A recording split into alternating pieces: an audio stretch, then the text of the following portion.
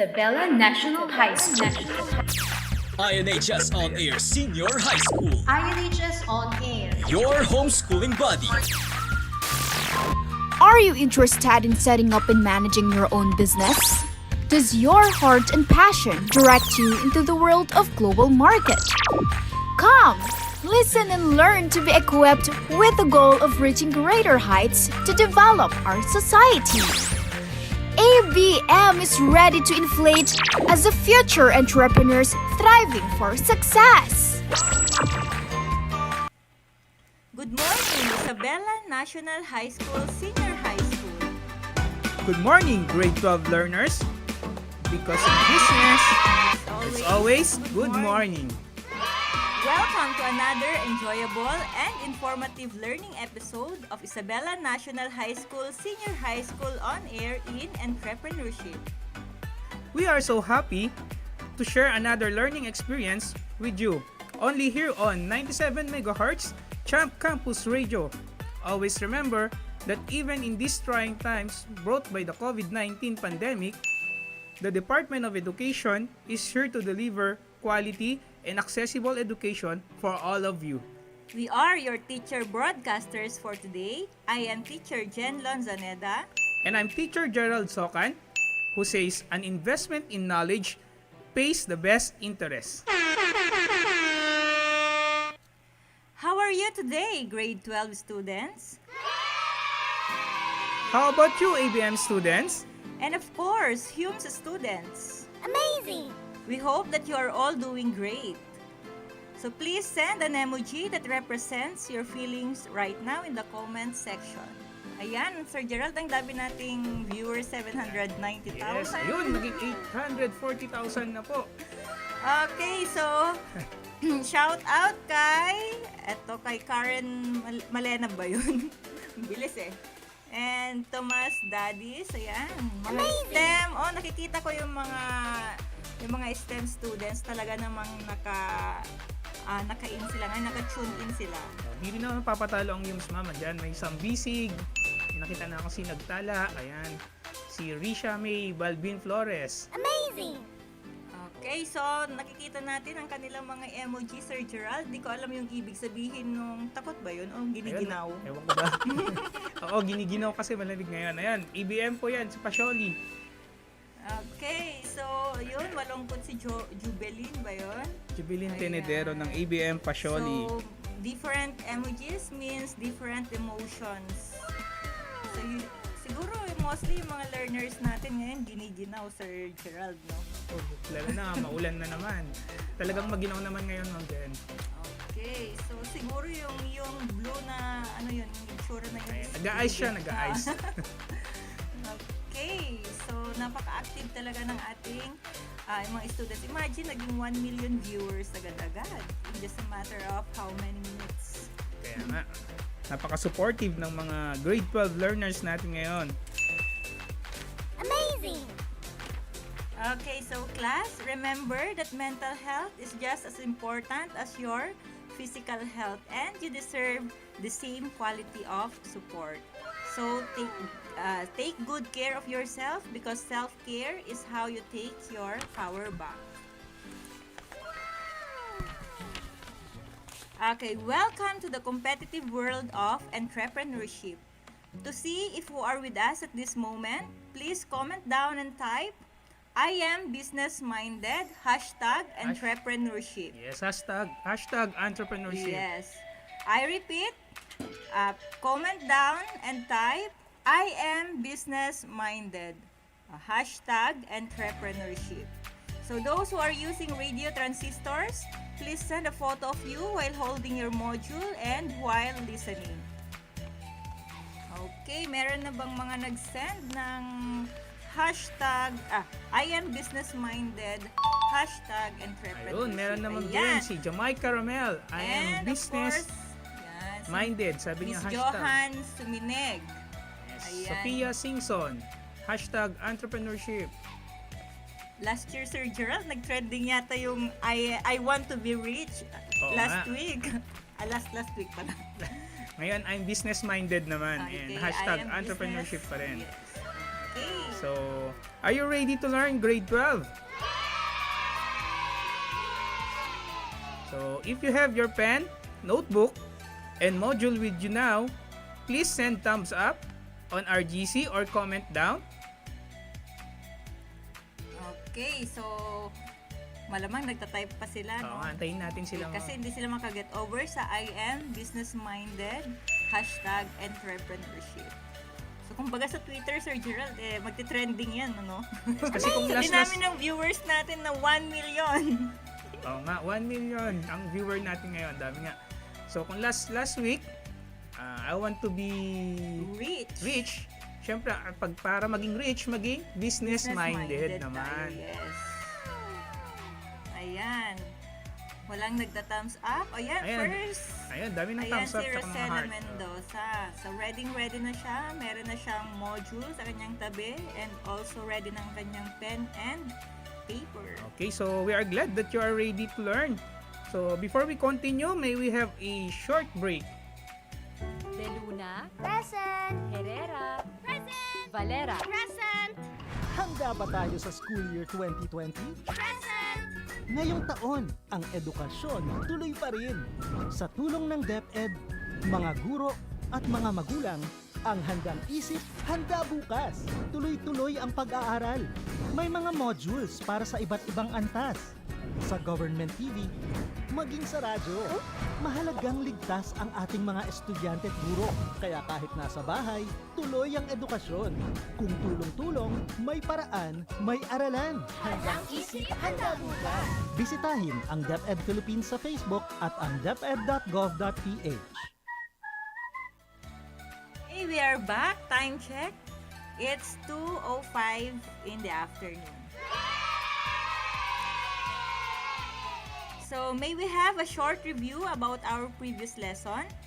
Please send your answer in our GC for those using radio. And to those who are on FB Live and YouTube, you may send your answer in the comment section. Okay, so test na natin kung ready na sila. Number 1. An entity that offers goods and services to another business. Ano kaya ang sagot, Ma'am Jen?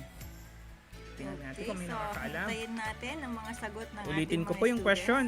An entity that offers goods and services to another business. Umattend ba sila sa previous lessons natin? Or binasa ba ang kanilang mga module?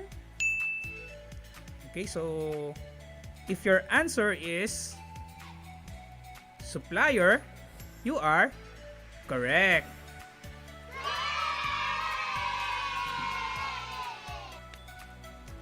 So, this entity is among supply chain of a business. Babalik po tayo sa topic natin na supply chain, which may offer the main part of the value contained with its product. So, certain suppliers may even involve in drop shipping, where they ship goods directly to the customers of the buyer. Okay, so ang daming sumagot, Sir Gerald. So medyo delay lang yata Yes. yung pag-receive natin ng mga comments, no? Pero maraming tama yung sagot nila, which is supplier. Okay, number 2. They are considered as your business partners, and without them, your business will not live. I repeat, they are considered as your business partners, and without them, your business will not live. Okay, so we are waiting for their answers. So, number 1 pa lang yung ina-answeran Kaya, nila. Sir number 2 na po Gerald. tayo. Number 2. Okay, so if your answer is, Let's see, baka may mga makasagot. ayan, suppliers, you are correct. So, same po sila ng number 1. So, you need them as much as you need your customers to be satisfied. But, as an entrepreneur, you have to choose a potential supplier that has loyalty and value your partnership. A supplier that would lead you to the fulfillment of your business objectives, mission, and vision. Okay, so number 3.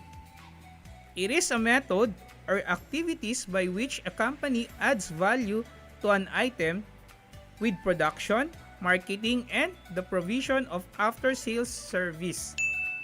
Again, it is a method or activities by which a company adds value to an item with production, marketing, and the provision of after-sales service. Okay, so while waiting for their answers for number 3, so nakikita natin na ang daming tama yung sagot nila for number Number 1 and number 2. Ayan, may sumagot na sa sumagot number for 3. number 3. Shout out kay Dane, Frances, Meryl, Edgar. Wow, Yes. mga tama ang kanilang mga sagot. So, sa mga nakikinig po sa atin sa Radio Transistor, if your answer is value chain, you are correct. Correct.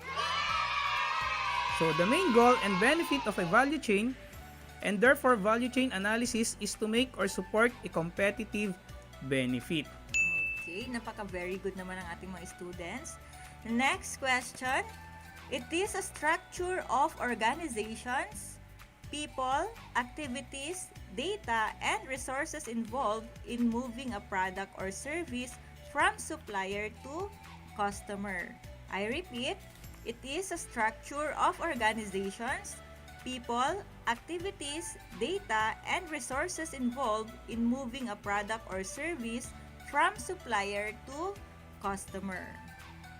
Okay, so napaka-active ng mga students natin. Talagang Yan, may mga sumagot na, Ma'am Jen. puro tama ang kanilang mga sagot for number 1, 2, and 3. So, I guess tama rin ang sagot nila dito sa number 4. Yes, Yan, may ma'am. sumagot na. Si Jamaica Ramel, sagot niya. Si Christian Cardinosa. Ayun, si Dane Raymond Freight in. Yes. Sabi niya. Si O, Meryl Febrero. Siguro pabilisan din niya ng internet, no?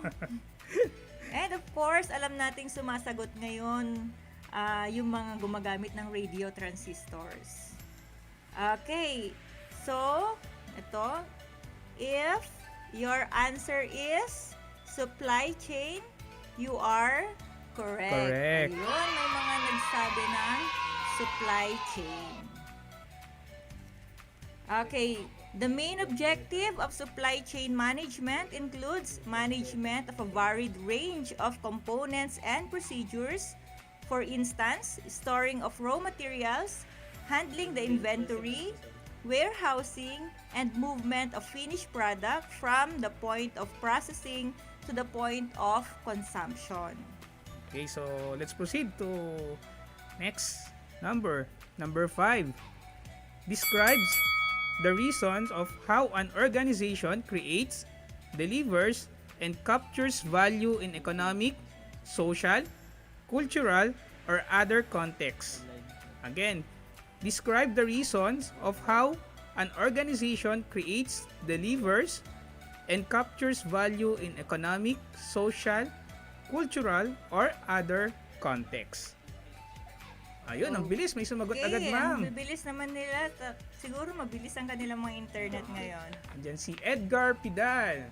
Okay, si Lovelyn Bimuyag Sofia Bianca. and Stephanie Ogo. Althea Givaya. Okay, mga tama ang kanila. Okay, so- Wrong spelling, wrong ba, Sir Gerald? Kasi business model, ang daming L eh. Baka typo error lang, ma'am. Okay, so if your answer is business model, you are correct. Okay. So the development of business model, construction, and variation is also called business model innovation and forms of a part of business plan. Wow, ang gagaling talaga ng ating mga students. So we are so happy that you still remember our last topic. So it means that you are now ready for our next topic. Now, let's check your prior knowledge on our next topic. So let us see what you already know about forecasting and forecasting revenues and costs. So just key in your answers in the comment box. Yan, di tayo nauubusan ng pa-activity, ma'am. Ganyan talaga para magising sila, Sir Gerald. Kaya lalo na't maulan ngayon. Yes. Masarap Masarap mag-coffee, masarap mag-Netflix, pero kailangan nila mag-tune in. Okay, Okay. so let's see. Number 1 refers to the amount added to the cost of a product to determine the selling price. Again, refers to the amount added to the cost of a product to determine the selling price. Letter A, revenue. B, cost. C, markup. D, markdown. Okay, comment down kung ano yung mga tamang sagot. Malay nyo may plus points kay Sir Gerald at saka sa atin. Kaya nga, ayan, ang ganda ng comment ni JP de Guzman. Plus points, plus points. Plus points. Oo naman, JP. Madali lang tayong kausap. Ayun. Okay, so may mga answers sila. Okay, so Letter tignan C ang nakikita natin, Sir Gerald. Yes. Mark Ano ba ang up. nasa letter C, ma'am? Okay, so If your letter ans- C is, ayan. Markup. So, if your answer is C or markup, you are correct. Wow, talagang magpapa-exam siguro tayo. Perfect nila, no? Alam na nila yung lesson natin ngayon, ma'am. Okay. So number 2, it is a planning tool that helps entrepreneur copes up with uncertainties in the future operation of the business. A, revenue. B, selling. C, benchmarking. D, forecasting. I repeat, it is a planning tool that helps entrepreneur copes up with uncertainties in the future operation of the business.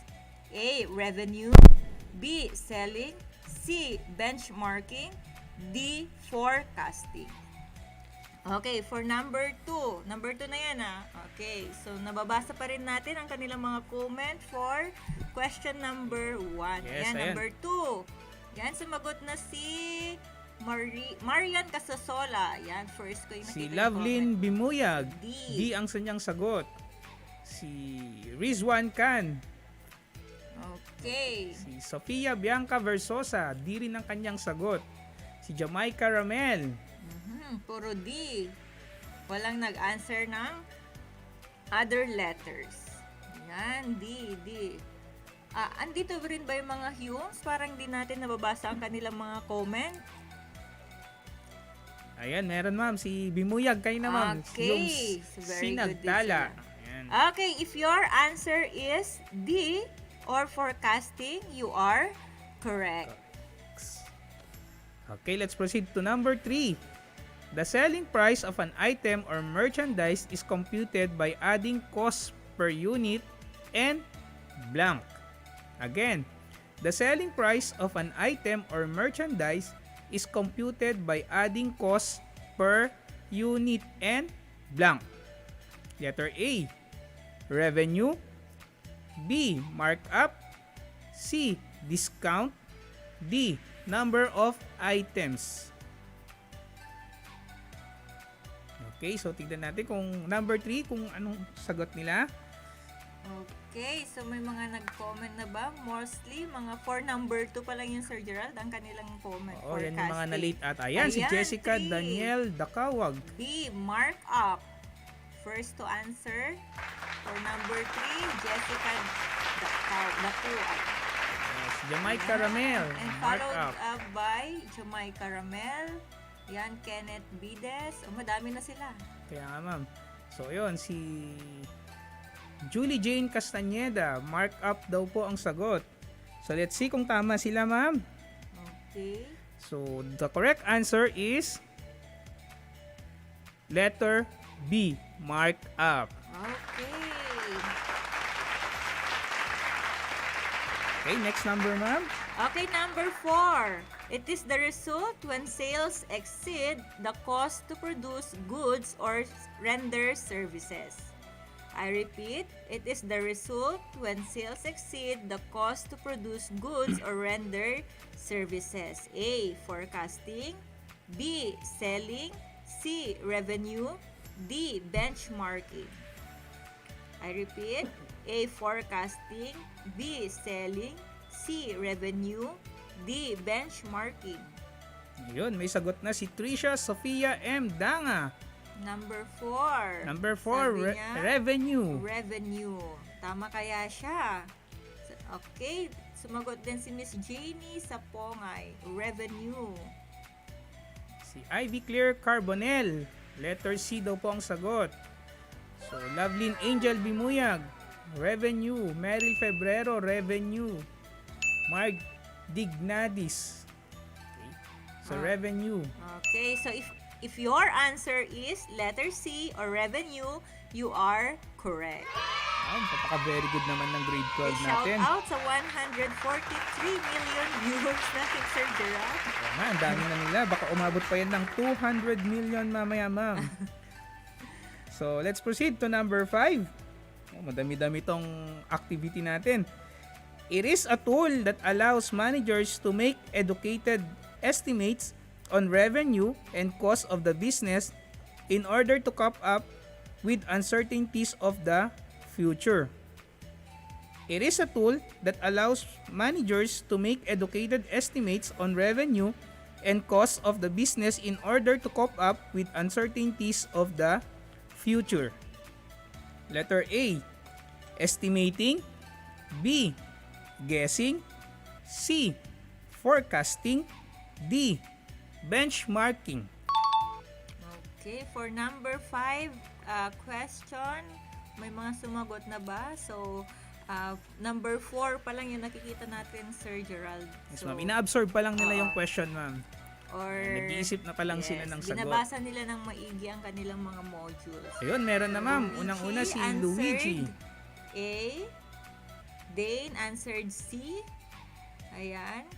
And Marife answered A. So, hati yung sagot, Sir Gerald. A and C. C. So, it's between estimating or forecasting yung sagot.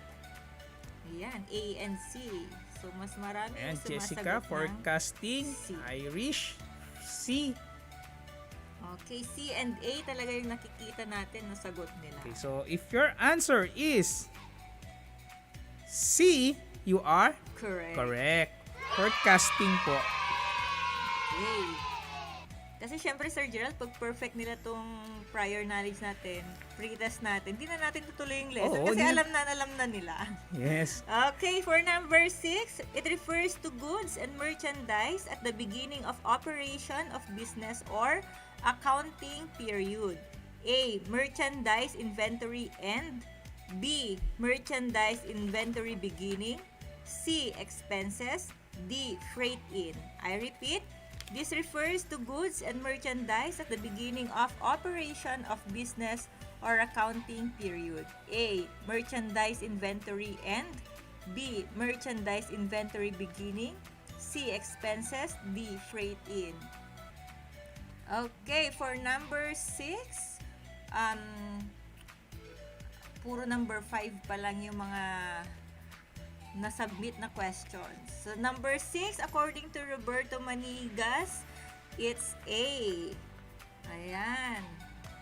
Sabi B kay Jaika. Ay, kay Janice A din Baltasar. siya, yes. Puro A ngayon ang si Janice B. Yan, puro A. Ano ba yung A natin? So ano bang tamang sagot, Ma'am Jen? Okay, if your answer is B, you are correct.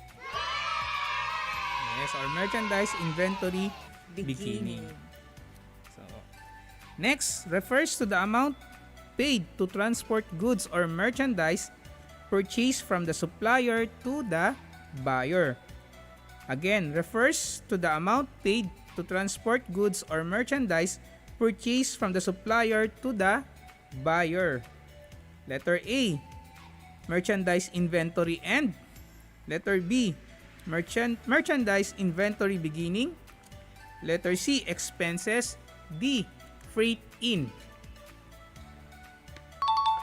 Ayan, nasa number 6. Ayan, di daw natin nakikita ang comments ni Michael Adorable. Hi, shout out sa'yo, Michael. Nakikita po namin. Okay, so maraming nag-answer, sir, ng ano ba yan? Number 7 na tayo, okay. Maraming nang So, sumagot ng freight if your in. answer is D or freight in, you are correct. Okay, for number 8, cost incurred through payments of utilities such as electricity and water. A. Revenue. B. Operating expenses. C. Markup. D. Free. 8. Costs incurred through payment of utilities such as electricity and water. A. Revenue. B. Operating expenses. C. Markup. And D. Free. Okay, for number 8, we are still waiting for their comments to pop up. Yes, their answer. Pero sure tayo, sir, na sumasagot din yung mga nakikinig ngayon sa radio transistors. Ayan, may sumagot na ma'am. Peter Paul. Number Yan. 8, letter C, sabi niya. Si Also si Joanna. Jessica Dakuwag. Yes, si Lovelyn Angel. Okay, so hati din. May mga sumasagot ng D, C, yan, B. Okay. Antayin natin yung sagot ni Michael, ma'am. Baka magtampo ulit. So, hanapin talaga natin yung comment niya, sir. So, Okay, so if your answer is B, you are correct. So, it is operating expenses. so, let's proceed to number 9. Merchandise or goods purchased are referred to as blank. A. Again, I repeat the question. Merchandise or goods purchased are referred to as blank. A. Purchases. B. Operating expenses. C. Costs. D. Losses. Okay, so sumasagot na rin sila for number 9 questions. Ayan. Hoy, anong sabi ni Pauline? Okay, sa STEM yata yan si Pauline Gangan. Okay, So, number 9 na tayo, ma'am. sabi Ayan, ni may sumagot na, ma'am. Jessica, it's A. So, titignan natin, Sir Gerald. Maraming sumagot ng A. Ayun, si Henley Pronoso. A po. Si Meryl Febrero. Si Jamaica Ramel. Kung hindi masagot to ng mga ABM students, Sir Gerald, minus 10 sila sa kanilang accounting subject. O, panawagan po kay Ma'am Tin. Baka po nakikinig kayo. Check nyo nga po yung mga students nyo sa accounting. Okay, so the correct answer is letter A or purchases. Okay. And for number 10, it is the result when cost to produce goods or render services is greater than the sales. It is the result when cost to produce goods or render services is greater than sales. A. Selling. B. Revenue. C. Benchmarking. D. Loss. A. Selling. B. Revenue. C. Benchmarking. Or D. Loss. Okay, tignan talaga natin ang kanilang prior knowledge. Based sa ating assessment, Sir Gerald, 90% nakakuha ng tama. Tama, halos perfect na yung Ayan, score si na, Peter ma'am. Paul Adan, sabi niya D, which is loss. Nalugi daw yung company. Ayan, D. So, tignan natin. If your answer is D, you are correct. It is loss. Okay, so very good naman ang ating mga grade 12 learners. So, how was the activity? So, if your answers are all correct, well, very good. This only shows that you have a prior knowledge about the topic. So, please continue to study to know more about the topic. If your score is low, is it okay? Studying this lesson will help you understand the concept of forecasting and how this lesson applies to your daily life. Continue listening to know the answers to all the questions and a lot more things to learn. Okay, so we will continue our discussion after this short break.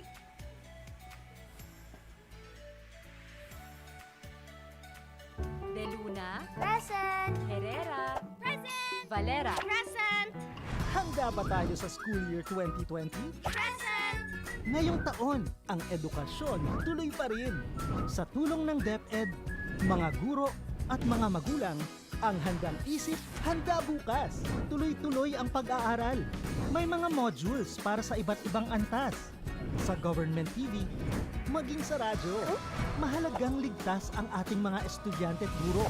Kaya kahit nasa bahay, tuloy ang edukasyon. Kung tulong-tulong, may paraan, may aralan. Handang isip, handa bukas. Bisitahin ang DepEd Philippines sa Facebook at ang deped.gov.ph. And we're back. So, time check po tayo. It's 2:28 p.m. Ayan, sabi ni Trisha Sophia, warm up pa lang. To make you warm. Yes. So, it's good that you have a prior knowledge on our topic for this afternoon. We can feel that we will have an exciting discussion today. Our lesson for today is divided into two. Lesson 1 is forecasting the revenues of the business, and Lesson 2 is forecasting the cost to be incurred. In these lessons, you will be making informed estimates about revenues and calculated estimates involving costs incurred by the business. Factors affecting forecasting will be discussed to better help you in making projections. After carefully studying the lesson, we should be able to first, identify essential factors in forecasting revenues and costs, calculate markup and selling price for a product or merchandise, compute projected revenues, compute projected costs, and last, create a table showing projected revenue and costs. Okay, you have learned in the previous lesson the 4 M's of operations. You now have the idea on what products to manufacture and sell. Now, you also have a business model. One of the most challenging parts in developing a business plan is the financial plan. This part allows the entrepreneur to make decisions based on financial assumptions without even having started the business. Therefore, this financial projection should be given the most attention by the entrepreneur. Let us now examine how the sale of products generates revenues. In this lesson, we will identify the markup and selling price of the product. We will also project the revenues that the business will make from the sale of products. Okay, students, have you tried estimating the time that it takes you to travel from home to school? Nung face-to-face or kahit may pinupuntahan kang iba, pumupunta kayo dito sa school. Okay, please bring out your pen and paper and write estimated time in the left side and actual time in the right side, and try to fill in the necessary information. So write your estimate in estimated time column. After arriving to school, fill in the actual time in the blank provided. So isipin nyo lang kung kunwari pumunta kayo dito sa school, so titignan nyo yung estimated time nyo compared doon sa actual time. Oh, lalo nung maalala nyo nung grade 10 kayo kasi I think grade 10 sila ma'am nung may face-to-face. Okay. Ay, oo nga pala sir, Yes, no, ma'am. ano na tayo. How about you ma'am? Na-try mo na rin po bang mag-estimate ng time pagpunta ng... Oo naman sir, galing ako ng Nagilian and medyo malayo yung travel ko from Nagilian. So maalis ako, kapag inaatid ako ng asawa ko, 7:15, ganon. So umaabot ako ng 8 o'clock. Pero kanina, walang naghatid sa akin. So 6:30 pa lang. Ayan, nakagayak na ako. Kaya nga, lalo na kapag kamalayo ang panggagalingan natin, dapat mas maaga tayong gumayak. Okay. Ikaw, Sir Gerald, nalilate ka ba? Sa tingin ko naman, never pa akong na-late ma'am kasi maaga akong gumigising. Very good naman si Sir Gerald. Kasi ako minsan nalilate talaga ako kasi there are factors kung bakit. Just like, syempre galing akong Nagilian, malayo, minsan may aksidente sa daan or matraffic na dyan sa Baligatan. Yes ma'am, kaya nga nandito yun sa topic natin that we need to consider those factors in estimating our time. So, kung kailangan mong pumasok ng 8 o'clock, dapat isipin mo rin na baka matagal kang makasakay, walang transportation, or biglang magka-traffic sa lalo na sa Osmeña na laging traffic dati. Yes, according to Miss Pronoso, 45 minutes to 1 hour daw ang estimated time niya, and then yung actual time is 50 minutes. Ayan. So, hindi na yata sila nag-estimate kasi sabi nila hirap habulin yung time. Huwag mo kasing habulin, mapapagod ka lang. Okay, Siya na lang ang yan. habulin mo. According to Jetro, sabi niya estimated time 50 to 60 minutes and see more. Okay, estimated time ni Miss Reynosa is 30 minutes. Exact time niya is 45 minutes. So, hindi niya na-meet yung kanyang estimated Dahil time. yan sa mga factors, ma'am. Hindi siguro niya kinonsider yung traffic, availability ng transportation, and pati ang kanyang paggising. So, alam niyang malamig, o maginaw pala, I should say. Ang sabi niya, magigising siya ng 6, pero nagising siya ng 7. So, kaya laging late si Caitlin Gascon. Filipino time, no? Okay, so yan nga. You have compared your actual time to your estimate. So, did your estimate fell short compared to the actual time or your actual time exceed your estimate? And yan nga, nakita natin maraming mga na-late daw. Ayan, so ayan, ang bilis. Nawala. Si Heart Antalan, estimated time 8 minutes, actual time 15 minutes. Anong nangyari? Heart.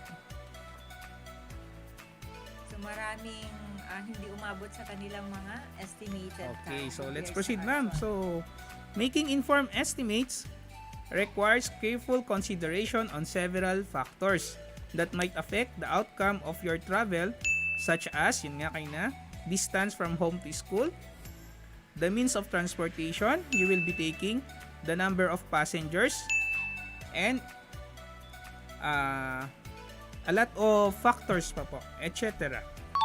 So, traveling from home to school on regular basis had helped you arrive with an estimate that was very close to the actual time of arrival. Okay, considering these factors are essential in making informed estimates by the entrepreneur. Since the business he or she is venturing hasn't started yet, it is important that these factors affecting forecasting will be determined to better help him or her in making the best decisions for the business. So, the entrepreneur, after realizing the potential for profit of his or her business concept, the next step is to estimate how much the revenue is on daily, monthly, and even annual basis. Before going to the forecasting and projecting the revenues of the business, let us determine first what revenue is. So please define revenue according to your understanding. Please key in your answer in the comment box below. Okay, so what is revenue. revenue? Ayan. So, kung may ABM dito na hindi makasagot, Sir Gerald, Again, ito-call natin ang attention ng accounting. Okay, and also we encourage the STEM and HUME student to please key in their answers also. Okay, alam natin na kahit hindi sila ABM students ay talagang magagaling sila. Okay, so what is revenue? Okay, so mamaya na natin kaya basahin ang kanilang ano. Okay, so sige, Ma'am Jen. Okay, so revenue is a result when sales exceed the cost to produce goods or render the services. Revenue is recognized when earned, whether paid in cash or charged to the account of the customer. Other terms related to revenue include sales and service income. So take note of that. Please define sales and service income according to your understanding. Yan. So please key in your answer in the comment box below. So yan, nag-answer na sila ng mga revenue. Mahaba-haba naman kasi yung dapat i-type. Kaya nga sila nagtagal, ma'am. Siyempre, mahirap i-type yan. At upon reading their comments, yes, tama ang kanilang mga sagot.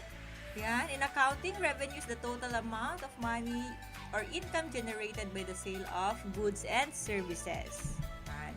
It is a result when sales exceeded the cost to produce goods or render services. So, they are all correct. Okay, so how about sales and service income? Yan. So what is the definition, Sir Gerald? Okay, so sales is used especially when the nature of business is merchandising or retail, while service income is used to record revenues earned by rendering services. Okay, so take note of the difference. Yes, when we say sales for merchandising or retail, service income for those rendering services. Okay. So let's have a break. De Luna, Present! Herrera, Present! Valera. Present! Handa ba tayo sa school year 2020? Present! Ngayong taon, ang edukasyon tuloy pa rin. Sa tulong ng DepEd, mga guro at mga magulang, ang handang isip, handa bukas. Tuloy-tuloy ang pag-aaral. May mga modules para sa iba't ibang antas. Sa government TV, maging sa radyo. Mahalagang ligtas ang ating mga estudyante at guro. Kaya kahit nasa bahay, tuloy ang edukasyon. Kung tulong-tulong, may paraan, may aralan. Handang isip, handa bukas. Bisitahin ang DepEd Philippines sa Facebook at ang deped.gov.ph. Okay, so you have just learned about what revenue is. This time, let us study the various factors to consider in forecasting revenues. The entrepreneur would want his or her forecasting for his or her small business as credible and as accurate as possible to avoid complications in the future. In estimating potential revenue for the business, factors such as external and internal factors that can affect the business must be considered. So these factors should serve as basis in forecasting revenues of the business. So these factors are first, The economic condition of the country. When the economy grows, its growth is experienced by the consumers. Consumers are more likely to buy products and services. The entrepreneur must be able to identify the overall health of the economy in order to make informed estimate. A healthy economy makes a good business. okay, so for number two factor, the competing businesses or competitors. So observe how your competitors are doing business. Since you share the same market with them, information about the number of products sold daily or the number of items they are carrying will give you idea as to how much your competitors are selling. So this will give you a benchmark on how much products you need to stock your business in order to cope up with the customer demand. This will also give you a better estimate as to how much market share is available for you to exploit. So next is changes happening in the community. Again, changes happening in the community. So changes happening in the environment such as customers' demographic, lifestyle, and buying behavior gives the entrepreneur a better perspective about the market. The entrepreneur should always be keen in adapting to those changes in order to sustain the business. For example, teens usually follow popular celebrities, especially in their fashion trend. Being able to anticipate these changes allows the entrepreneur to maximize sales potential. And of course, the internal aspect of the business. Another factor that affects forecasting revenues is the business itself. Plant capacity often plays a very important role in forecasting. For example, a puto maker can only make 250 pieces of puto every day. So therefore, he or she can only sell as much as 250 pieces of puto every day. The number of products manufactured and made depends on the capacity of the plant or the machine, availability of raw materials and labor, and also the number of salespersons determines the amount of revenues earned by an entrepreneur. Okay, so now that all factors affecting forecasting revenues are identified, you can now calculate and project potential revenues of your chosen business. So, turn your module to page 9. The tables below shows an example of revenues forecasted in a ready-to-wear online selling business. Okay, so we have here an example. A Miss Fashionista recently opened her dream business and named Fitmoto Ready-to-Wear Online Selling Business. An online selling business which specializes in ready-to-wear clothes for teens and young adults. Based on her initial interview among several online selling businesses, the average number of t-shirts sold every day is 10, and the average pair of fashion jeans sold every day is 6. From the information gathered, Miss Nista projected the revenue of her Fitmoto ready-to-wear online selling business. She gets her supplies at a local RTW dealer in the city. The cost per piece of t-shirt is 90 pesos, while a pair of fashion jeans costs 230 pesos per piece. She then adds a 50% markup to every piece of RTW. Okay, so I hope na nakuha natin yung mga given sa problem. So again, markup refers to the amount added to the cost to come up with the selling price. So the formula for getting the markup price is as follows. Markup price is equal to cost times desired markup percentage. So let's see if you have taken down all the given in this problem. Let's start with the markup. So how much will be the markup of t-shirt? Okay, so hinahanap natin ngayon yung markup Yes, ng T-shirt. So T-shirt. again, the formula is cost times desired markup percentage. So how much is the cost of t-shirt? Okay, so kinuha niya yung t-shirt kanina for 90 pesos. So And then she decided to have a markup of 50%. So how much is the t-shirt now? Ayan, may sagot na po si Jamaica Caramel. Markup is equal to 45 pesos.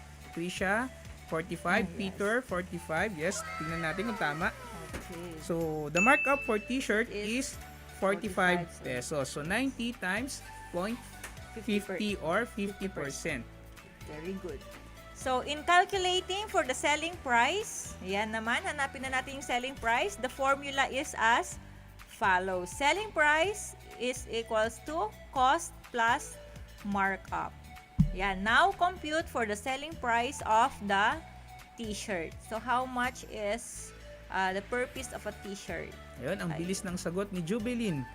135 per shirt. Okay, so if your answer is 135, you are Correct. So, the cost is 90 pesos plus the markup which is 45 pesos.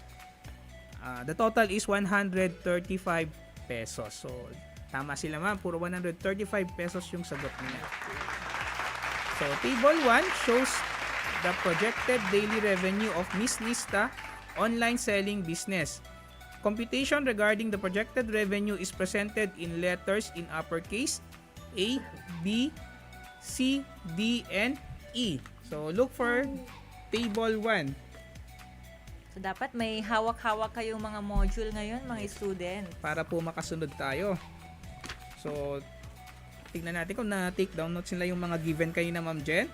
So, the first column, we have the type of merchandise. So, ano po yung binebenta ni Miss Nista? We have t-shirt and jeans. Jeans, yes. So, the next is the Cost per unit. cost per unit. So, the cost per unit is 90 pesos For t-shirt, for t-shirt and jeans 230 pesos.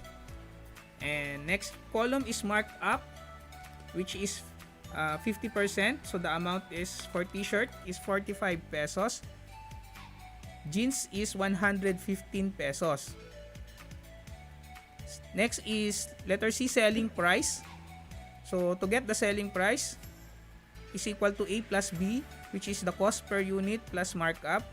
So t-shirt is equal to 135 and the jeans is 345 pesos.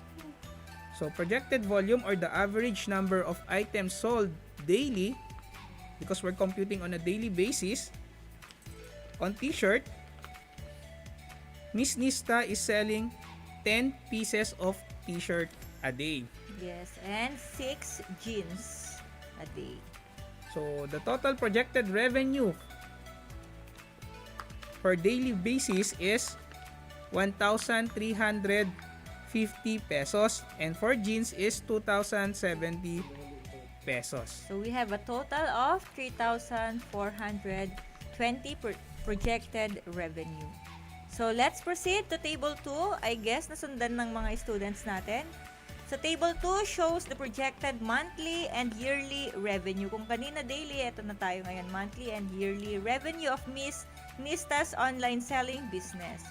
Computations about the monthly revenue is calculated by multiplying daily revenues by 30 days or 1 month. So, example, in table 1, the daily revenue is 3,420, yung sagot natin kanina.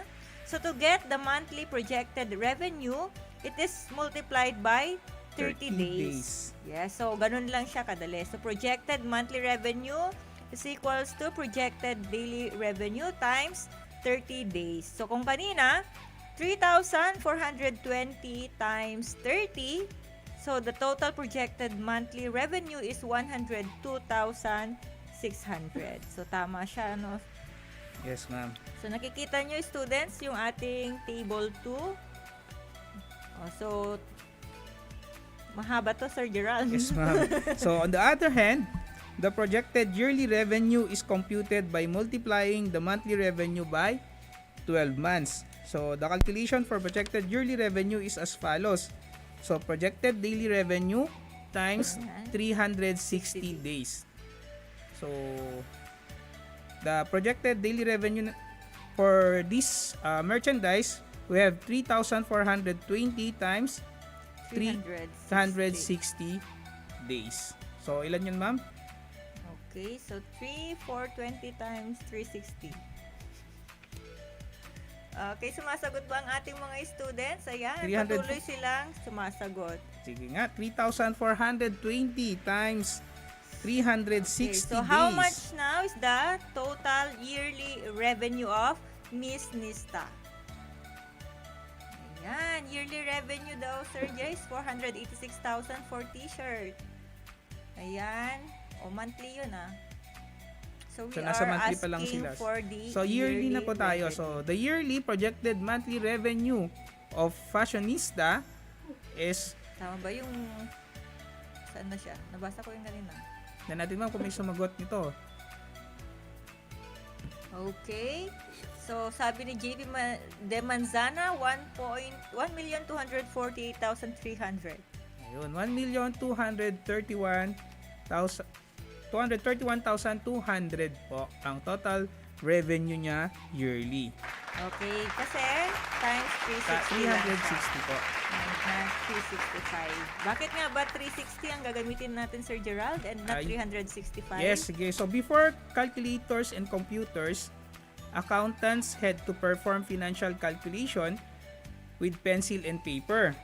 So, a calendar year with 365 or 366 days doesn't divide evenly across the 12 months. Kasi nga, we have 12 months in a year, di ba? So, kung 30 days po ang gagamitin natin as daily, hindi po siya tatama sa 365 days. So, it becomes standard practice to record interest on accounts payable using a 360 day per year, treating each month as 30 days po. So, sa business po, ginagamit natin is 30 days. So, kahit mag-fall po yan ng 31 or 28, 30 days po. And for yearly, 360 days lang po. Okay, thank you for that trivia, Sir Gerald. We'll be right back after a short break. De Luna, Present! Herrera, Present! Valera. Present! Handa ba tayo sa school year 2020? Present! Ngayong taon, ang edukasyon tuloy pa rin. Sa tulong ng DepEd, mga guro at mga magulang, ang handang isip, handa bukas. Tuloy-tuloy ang pag-aaral. May mga modules para sa iba't ibang antas. Sa Government TV, maging sa radyo. Mahalagang ligtas ang ating mga estudyante at guro. Kaya kahit nasa bahay, tuloy ang edukasyon. Kung tulong-tulong, may paraan, may aralan. Handang isip, handa bukas. Bisitahin ang DepEd Philippines sa Facebook at ang deped.gov.ph. Roberto, present. Memorize na ni Roberto, no? Tinype na niya lahat. So after learning the calculations presented for Table 1 and 2, you can now compute the projected revenue by day, month, and year based on your business concept. So we have here an example. Aling Minda is operating a buy and sell business. She sells broomsticks or diwalisting thing in her stall at a local market. She gets her broomsticks from a local supplier for 25 pesos each. She then adds 50% markup on each broomstick. Ayan 25 tapos 50% markup. So every day, Aling Minda can sell 30 broomsticks a day.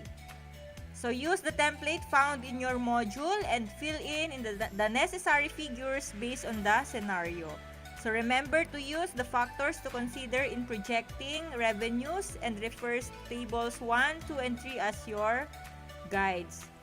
So ito siya for table 1. Ayan, Yes. so tignan natin. The merchandise or product is the hard broom. And then the cost per unit is represented by A, which is 25. And then we have here the markup, which is 50%. Ayan, represented by B. So B is equals to A times 0.50. So 25 times 50% is 12.5. So the markup is 12.5. So the selling price is represented by C. So gagawin lang natin is C is equals to A plus B. So 25 plus 12.5 is 37.50. Yung walis. So the projected volume, ito na siya, the average number of items sold daily is represented by D. So, ang answer ay 30. And then, the projected revenue represented by E. Ayan, for daily.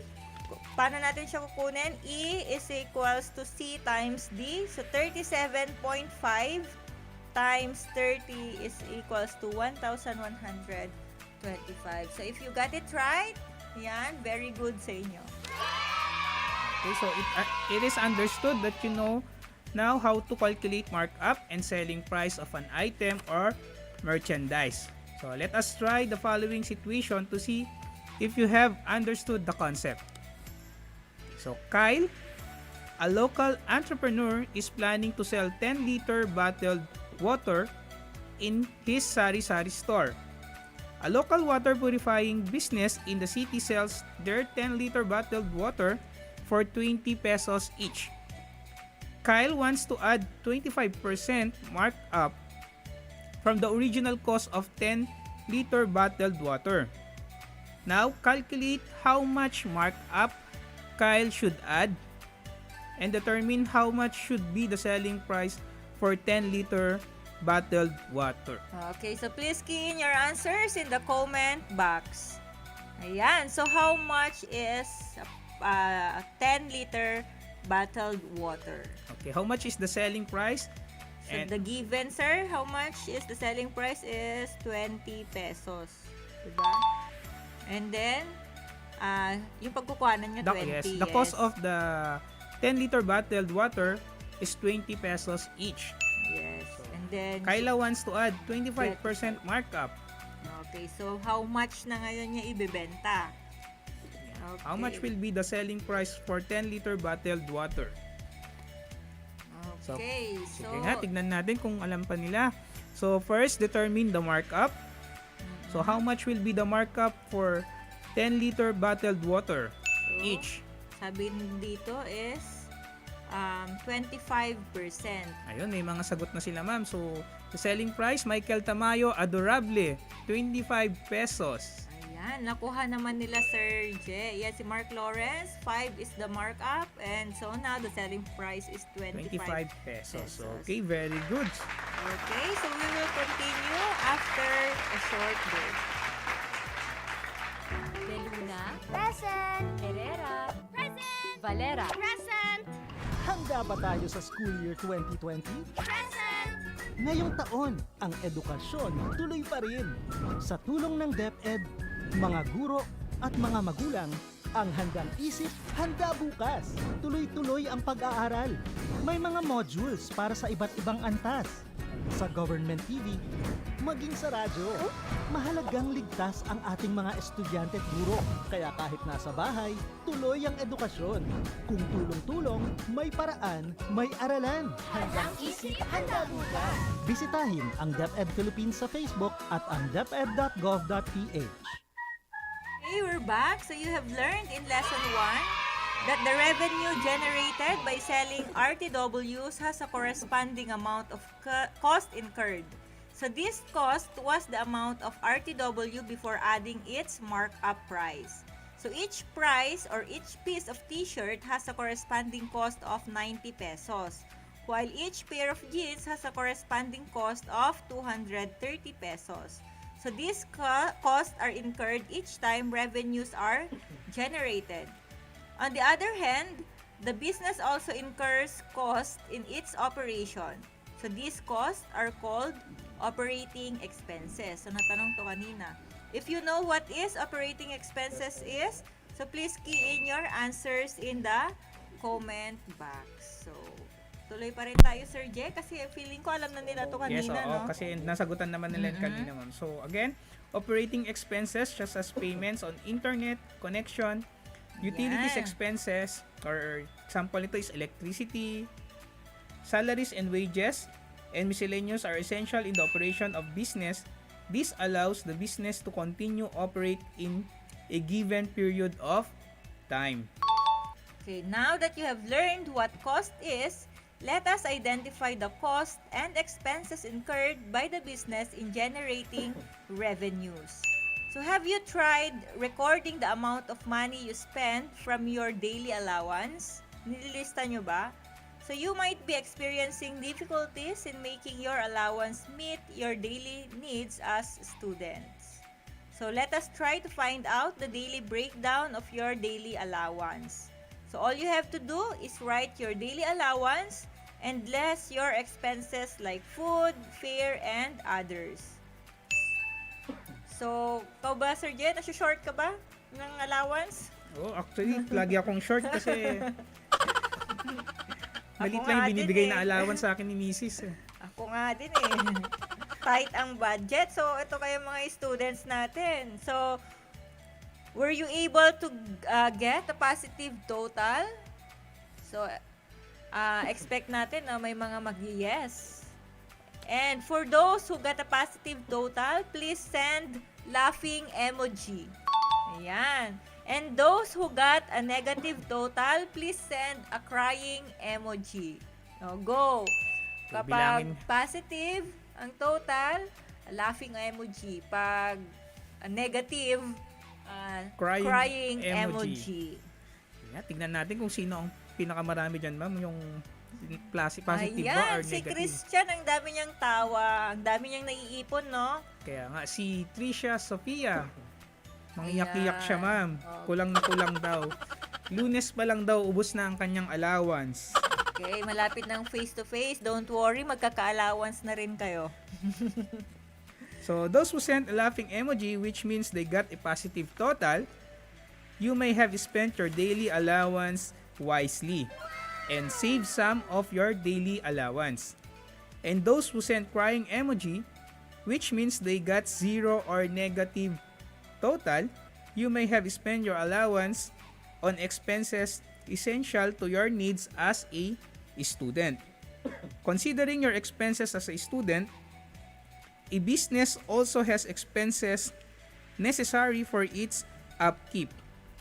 It would be best for any business to arrive with a positive total. This would mean profit for the business.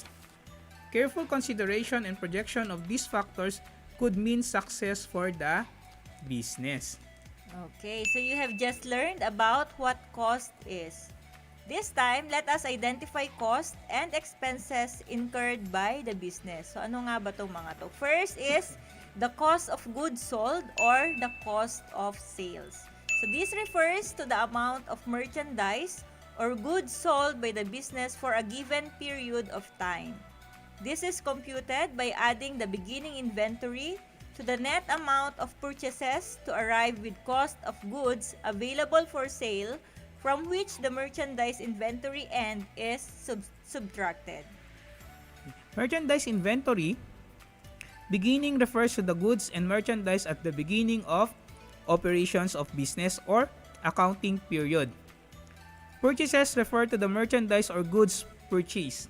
Example, cost to buy each pair of jeans or t-shirt from a supplier. Merchandise inventory ends refers to the goods and merchandise left at the end of operation or accounting period. Okay, so we have here also freight in. So freight in refers to the amount paid to transport goods or merchandise purchased from the supplier to the buyer. So take note of the word from the supplier to the buyer. So in this case, it is the buyer who shoulders this cost. So in a merchandising business such as Fitmoto ready-to-wear online selling business, the formula to compute for cost of goods sold is as follows. Ito, merchandise inventory beginning, add net cost of purchases, and add freight in. The sum is cost of goods available for sale, then less merchandise inventory, and to come up with the cost of goods sold. So let us calculate the cost of goods sold of Miss Fashionistas online selling business for the month of January. So please refer to your module at page 18. So table 4 shows the cost incurred during the first month of operation of Fitmoto ready-to-wear online selling business. Since Miss Nista get her stocks from an online supplier, there is no need to order ahead and stock more items. Therefore, there is no merchandise inventory beginning as well as merchandise inventory end. Ready-to-wear items purchased online from the supplier are then sold as soon as they arrive. Cost of goods is calculated by simply multiplying the number of items purchased every month, which is 300 t-shirts and 180 pairs of jeans, to its corresponding cost per unit, which is 90 pesos for every t-shirt and 230 pesos for every pair of jeans. A cost in transporting the goods from the supplier to the seller, Miss Nista, or freight in is then add to the net cost of purchase. So see table 4 po.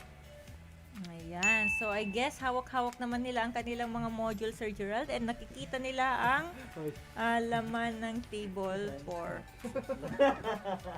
JP, naman sana, time check. Huwag kang mag-alala. Kaya natin to. Kapit ka lang. Tiis-tiis lang, tiis-tiis. Hindi. I guess natutuwa sila at nagkakaroon sila ng knowledge.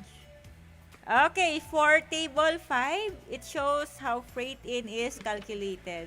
So it is assumed that on average, Miss Nista pays at least 250 pesos for every 12 items delivered successfully by her supplier through a courier service. So since her average order is 480 pieces per month, she pays 480 pieces, yan, divided by 12 pieces equals 40. And then 40 times 250 equals 10,000. So please refer for table 5. So we have here the total is, ayan, 10,000. So nakuha naman siya. So madali lang yung computation at alam kong nasusundan nyo naman yun, di ba?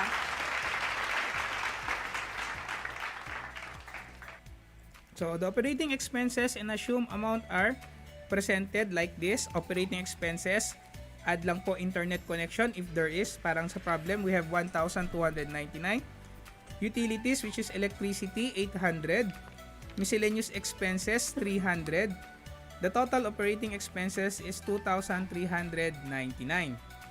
So to calculate the total cost incurred by the business, cost of goods sold and the total operating expenses are then added. The calculation for the cost incurred for the month of January is presented below. So, cost of goods sold, 78,400. Total operating expenses is 2,399. So, total cost is 80,799. Okay, so we have here another problem. So I guess nasundan nila yun, no? So Mang Edward operates a buy and sell business. He sells umbrella in his shop near the city mall. He gets his umbrellas from a local dealer, and each umbrella costs 90 pesos each. Expecting rainy season to come, Mang Edward purchased 7 dozens. So palitan nyo sa module nyo kasi 4. So, let's make it 7 dozens of umbrella every week. The supplier then charges 200 pesos per dozen for freight. Mang Edward can sell 12 umbrellas every day. So, remember to use the factors to consider in projecting revenues and refer to tables 4, 5, and 6 as your guide. So, suppose Mang Edward purchases and sales is the same every month. Hindi nagbabago, the same lang. Fill in the necessary information in table 6. So, makikita nyo yung sa table 6 na meron siyang projection for January, February, March, April, May. Ay, hindi. Page 22. Ito na siya. Yes, ma'am. So, subukan natin computing kasama sila, ma'am. So, what is the projected cost of goods purchased monthly?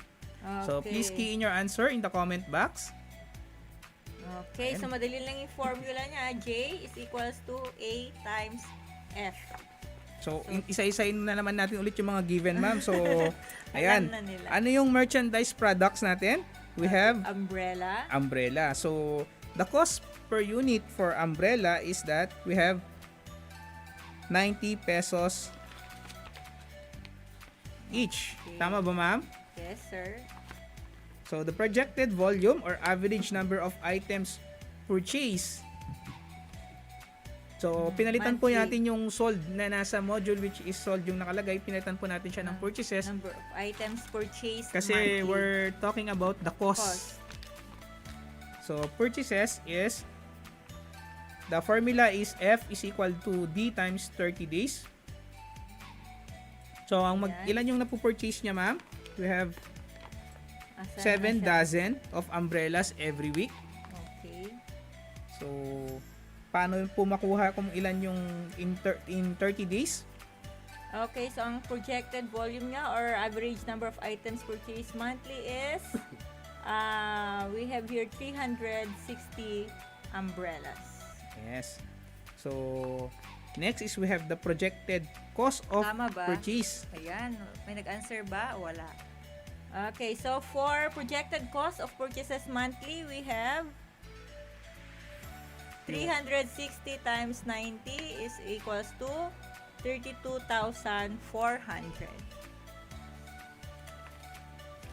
Okay, now let's compute for the freight.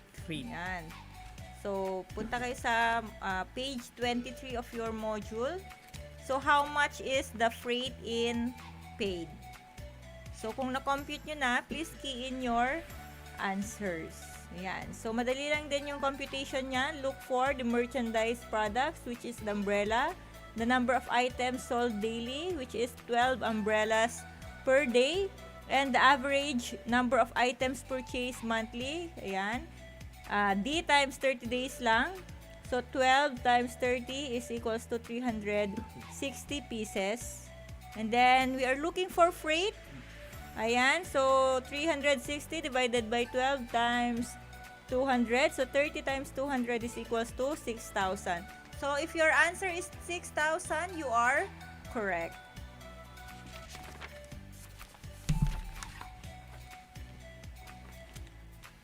Talagang nasusundan naman ng mga students natin, Sir Gerald. Kaya ma'am, nakapag-compute sila. Ayan, si Joyce Navarro, 32,400 monthly, ma'am. Kerobin Batung, 32,400. Okay, so now that you have finished the module, so that's it. Let us check what you have learned. Answer the questions by typing the correct letter of answer in the comment box. So number 1, Profit or loss is computed by subtracting cost and expenses from blank. A. Income or revenue. B. Sales discount. C. Sales. D. Operating expenses. Yan. So, tignan natin kung ano sagot nila. So, nasa Okay, so if activity your na po answer tayo. is C, you are correct. Okay, so number 2. Sales is an account title used to describe goods or merchandise sold by a business. What nature of businesses uses sales? Again, sales is an account title used to describe goods or merchandise sold by a business. What nature of business uses sales? Letter A, servicing. B, barbershop. C, merchandising. D, both servicing and merchandising. Okay, madaming sumagot, sir, ng C. Okay, so number 2 na po tayo. Antayin natin yung mga sagot nila, ma'am. So, nasa number 1 pa lang sila. 1, letter C daw. I guess. How about number 2? Yan, very good naman sila at nakuha nila yung answer ng number 1. So, yan, may Ayun. sumagot na ng number 2, Sir Gerald, and the answer is C. The answer is letter C. Okay, so those who answered letter C, you are correct. So, number 3, Irene sells fashion bags online. She gets each bag for 150 from a local supplier, and then she adds 100 pesos as markup for each bag. How much is the selling price of each bag? A, 200, B, 250, C, 300, and D, 350. Okay.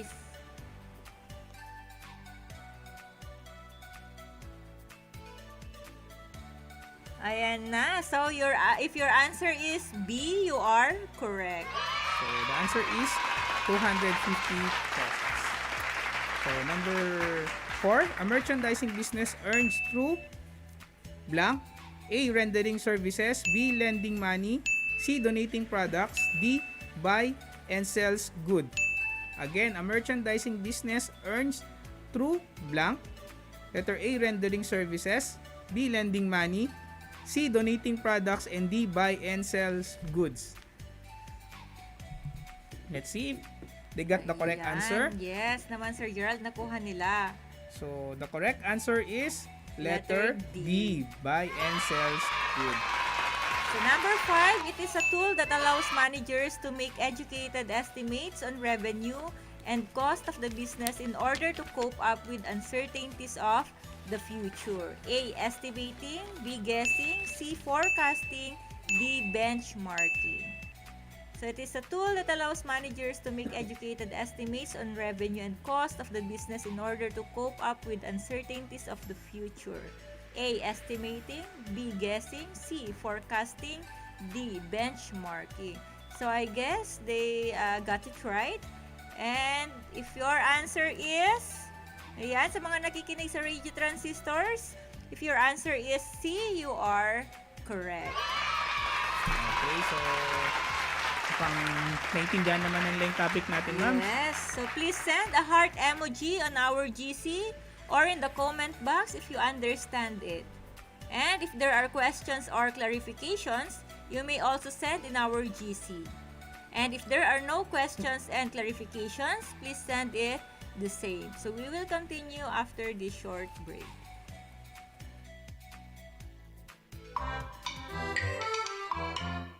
Jose, bakit di ka pa nakikinig?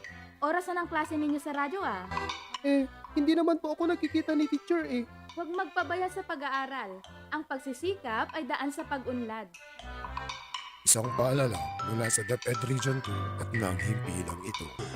Okay, and there you have it. Congratulations, grade 12, for your active participation for today. So, parang gusto ko mag-plus points sa mga natira na STEM students. We have, okay, 920 Don't po ang natira. forget to send your reflection for today in our GC, and I want to commend Maxwell for sending their reflection during the previous lesson. And eto na, stay tuned for the next learning episode only here in Isabela National High School, Senior High School, Champ Campus Radio 97 MHz. In this challenging time, always remember that don't dream for success, get up, work for it, and make it happen. Remember that we are still battling for COVID, so stay at home and always follow IATF protocols. Again, this is your teacher broadcaster, Teacher Gerald. And I am Teacher Jen. And we would like to leave you this adage: success in business does not depend on what you say, what you hear, what you feel, and what you see. It depends on what you do. Good morning. Good morning. Goodbye. Goodbye.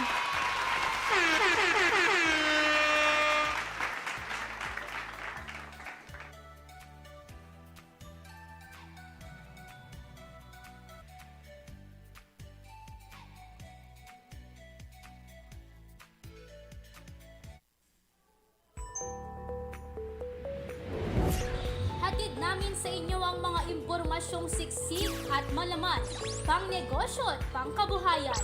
Mula sa INHS Senior High School ABM Department, ito ang INHS SHS Champ Campus Radio, 97 MHz FM na kampyon sa puso ng bawat mag-aaral na Ilagenyo. Be business-minded, be accountable, and be informed. For we don't just rule, we double rule. This is INHS SHS Champ Campus Radio.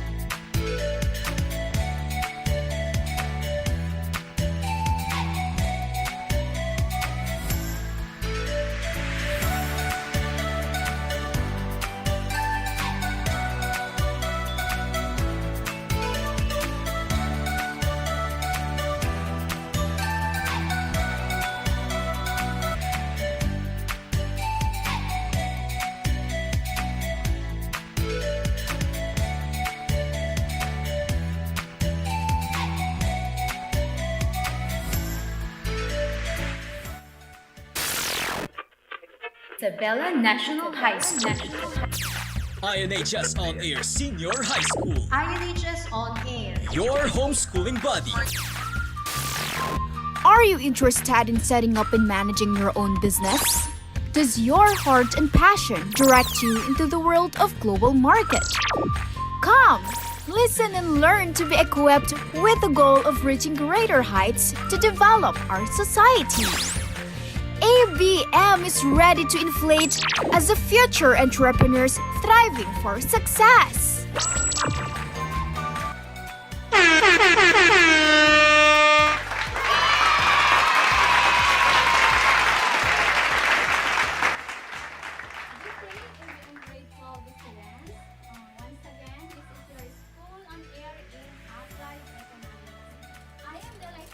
To share another learning experience with you, only here on INHS SHS Champ Campus Radio 97 MHz FM.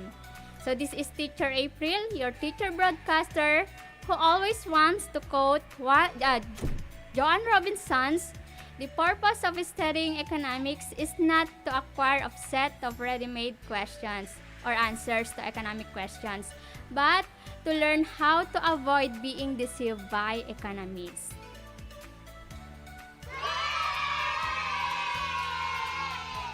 are you today, grade 12 ABM? I hope that you are still all doing great. Time check, it is exactly 3:20 in the afternoon. Sorry kasi nag-overtime ang entrepreneur. Okay, so please send a heart emoji in a chat box or in our group chat that represent that you love to hear me again.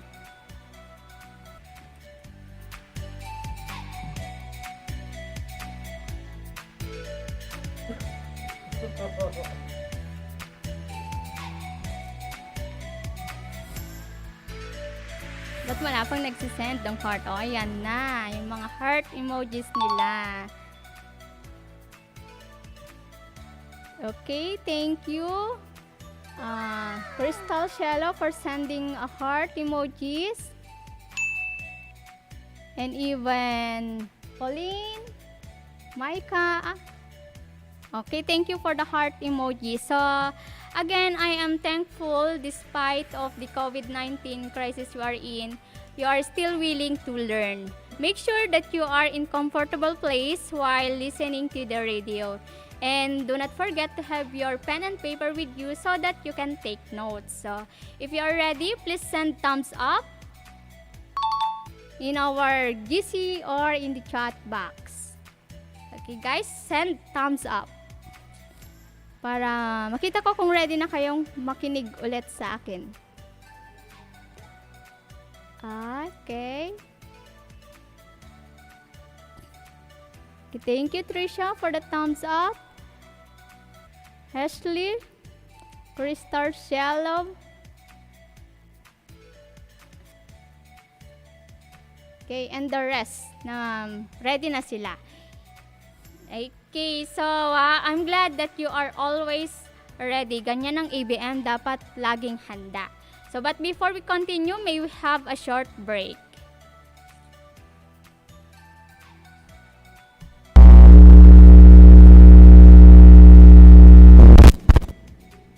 De Luna, Present! Herrera, Present! Valera. Present! Handa ba tayo sa school year 2020? Present! Ngayong taon, ang edukasyon tuloy pa rin. Sa tulong ng DepEd, mga guro at mga magulang, ang handang isip, handa bukas. Tuloy-tuloy ang pag-aaral. May mga modules para sa iba't ibang antas. Sa government TV, maging sa radyo. Mahalagang ligtas ang ating mga estudyante at guro. Kaya kahit nasa bahay, tuloy ang edukasyon.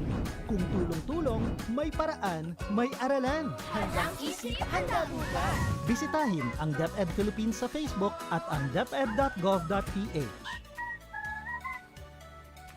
And we are back. Okay, in your previous lessons, you have learned about the type of business according to activities. So to check if you learned anything in previous lesson, please answer the following questions by filling the blanks. So you may send your answer in our group chat again or in the chat box. So for number 1 question, blank is a business companies buy raw materials and convert them into products and then sell the products to other companies or final consumers. So again, I repeat, blank is a business companies buy raw materials and convert them into products and then sell the products to other companies or final consumers. So what is your answer? Okay, Peter Paul answered manufacturing. Also, bilis, Meryl Febrero answered manufacturing. Faithlyn answered manufacturing. Okay, ang daming sumagot ng manufacturing. Althea Gifaya also answered manufacturing. So, yes, the answer is manufacturing. Okay, very good. Okay, for number 2, blank is a business purchase goods that are ready for sale and then sell this to customers. So this is a business purchase goods that are ready for sale and sell this to the customers. So what is your answer? Okay, first honor si Peter. Ano, merchandising, mabilis mag-type. Also, Pauline Faye answered merchandising. Althea Gifaya, Ivy Claire. Sorry, ang bilis no, hindi ko mabasa yung mga name nyo. Christine Joy Cho also answer merchandising. And the rest, sorry, I cannot recognize you all guys, but you answered the correct answer. You got the correct answer, which is merchandising. For number 3, blank is a merchandising business, sells goods directly to customers. Oh, alam na alam ito. What is your answer?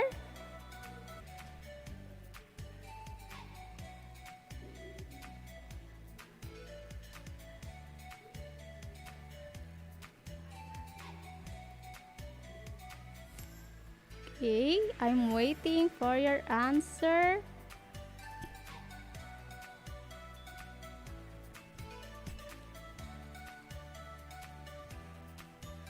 May sumagot na ng retailer. Crystal, Shella, answered retailer. Princess May also answered retailer. Garubin also answered retailer. And the correct answer is retailer. Okay, very good for those who got the correct answer.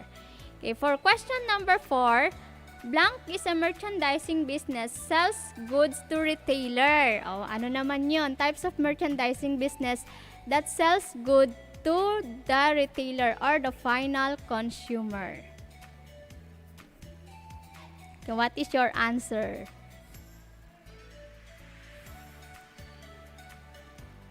Okay, again, Peter Paul answered wholesaler. Crystal also answered wholesaler. May sumagot ng supplier. Phoebe Carrasco also answered wholesaler. Faithlin and the rest answered wholesaler. So that is correct. Okay. So number 5, blank is a business renders services to clients or customers for a fee. Basic no. So what type of business according to activities? Rendering for a fee.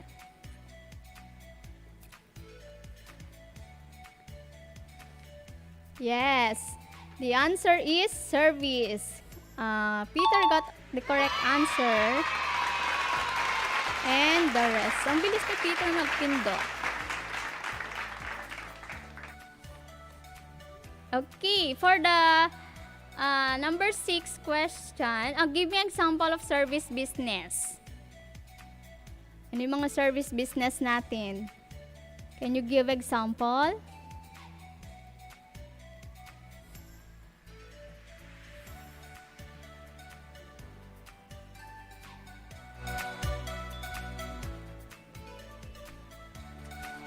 Wow, ang dami pa rin sumasagot kanina sa previous question natin.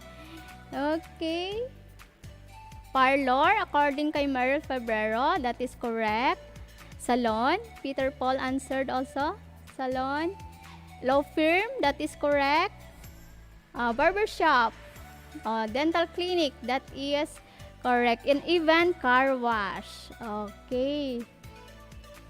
So, given na yung mga iba, ano, example ninyo. So, all the given answers are correct. How about examples of manufacturing business? Can you give some examples?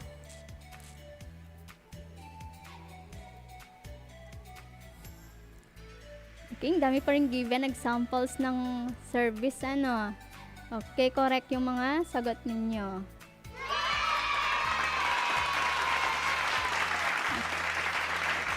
Manufacturing business naman, give example. Okay, automotive, that is correct. Honda Motors, according kay Faithlin. Kiba, Toyota and Ford, yes. Medical treatment. Okay, correct. Isuzu, that is correct. Okay, so very good. How about examples of merchandising business? Can you give some examples? Merchandising business.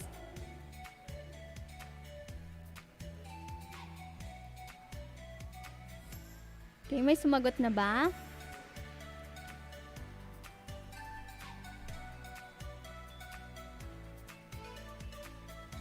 Okay, Save More, Robinson, Mall. Bakit may ang bilis? Gucci, National Bookstore. Given na rin yung Save More. Okay, so correct yung mga answers ninyo, guys. So, ayan, good job ABM 12 students. Okay? So, I'm so happy that you will still remember our last topic. It means that you are now ready for the next lesson. So, at this point, get your learning activity sheets in Applied Economics week 4 for this quarter.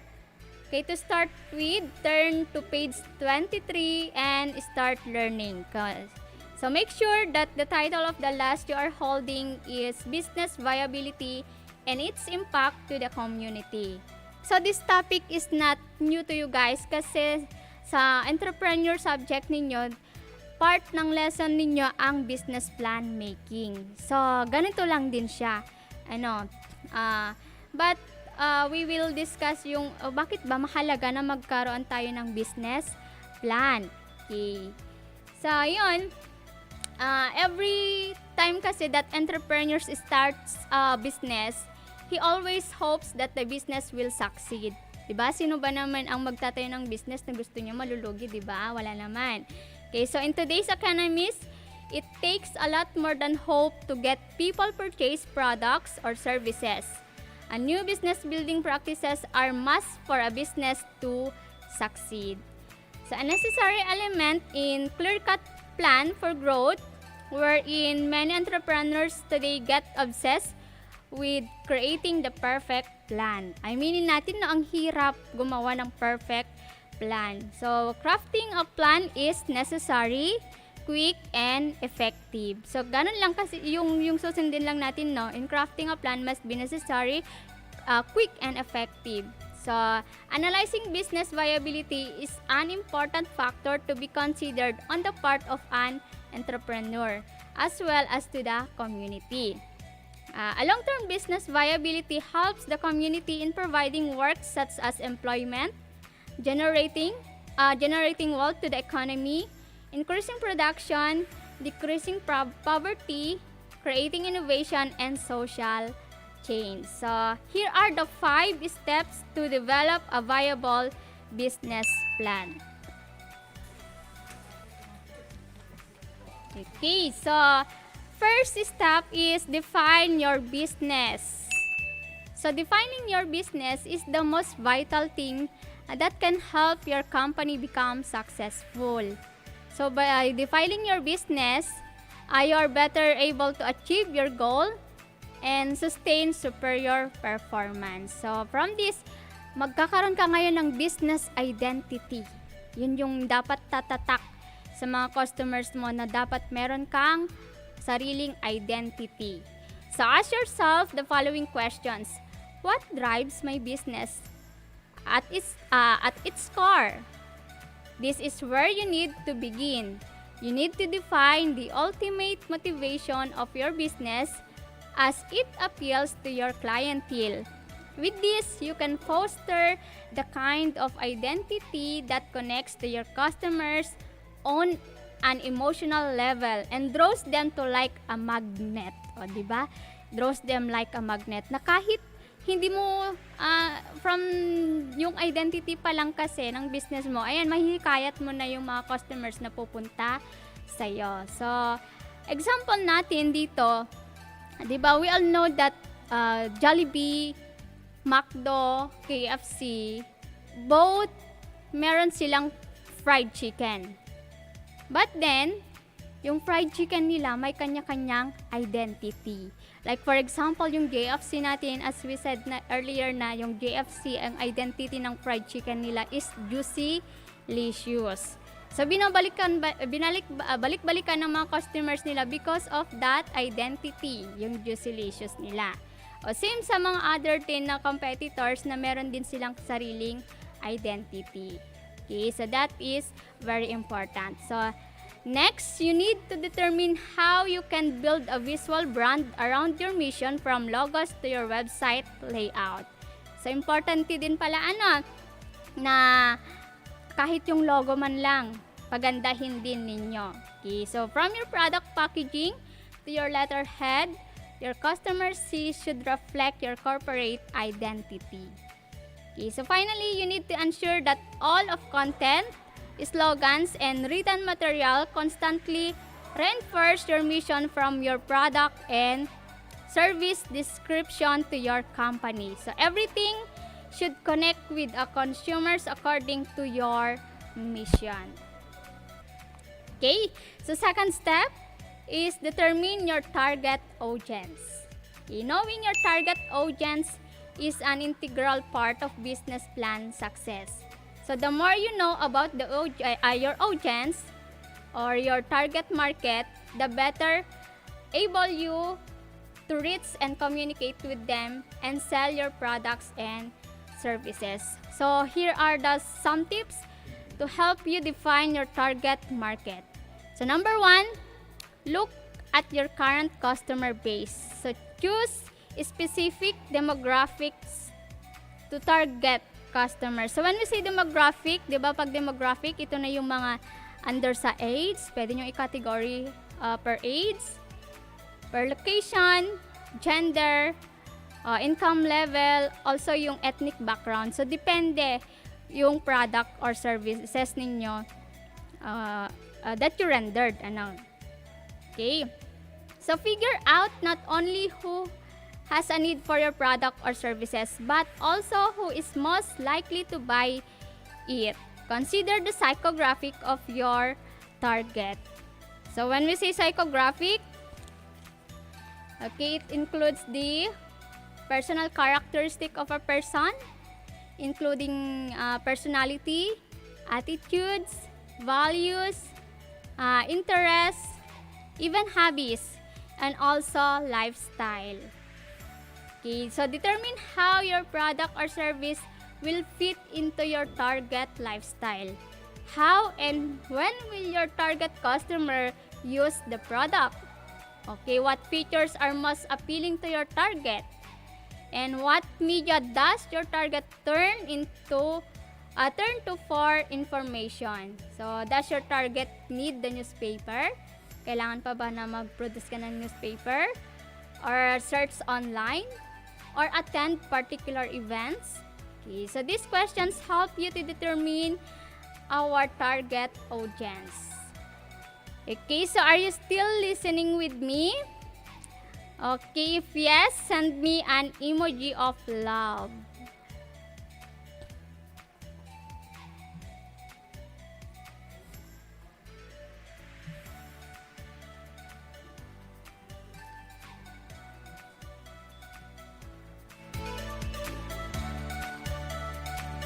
Okay, may nag-send na ng heart. Ibig sabihin, andyan pa siya, hindi pa tulog. Okay, Hensley, ang daming heart. Ian, Phoebe, Christine Joy. And si Miss Sapongay. Okay, so thank you for the hearts. I love it. Okay, so before we proceed to the next 3 steps, let's have a short break.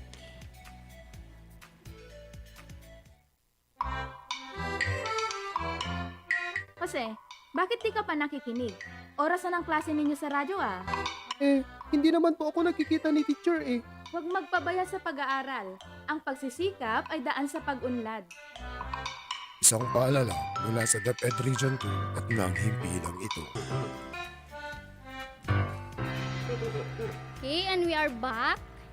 So let's proceed to the next steps. Okay, next step is understand the 5 forces that impact your business. So every business is subject to 5 external forces. So these forces include existing competitors, threats of new competitors, substitute products or services, bargaining power on its suppliers, and bargaining power of its competitors. So we already discussed this yung developed by Michael E. Porters, yung 5 forces niya. Okay, so this is really important pala in making a business plan. So by understanding these 5 forces, you are able to comprehend the environment that impacts your business.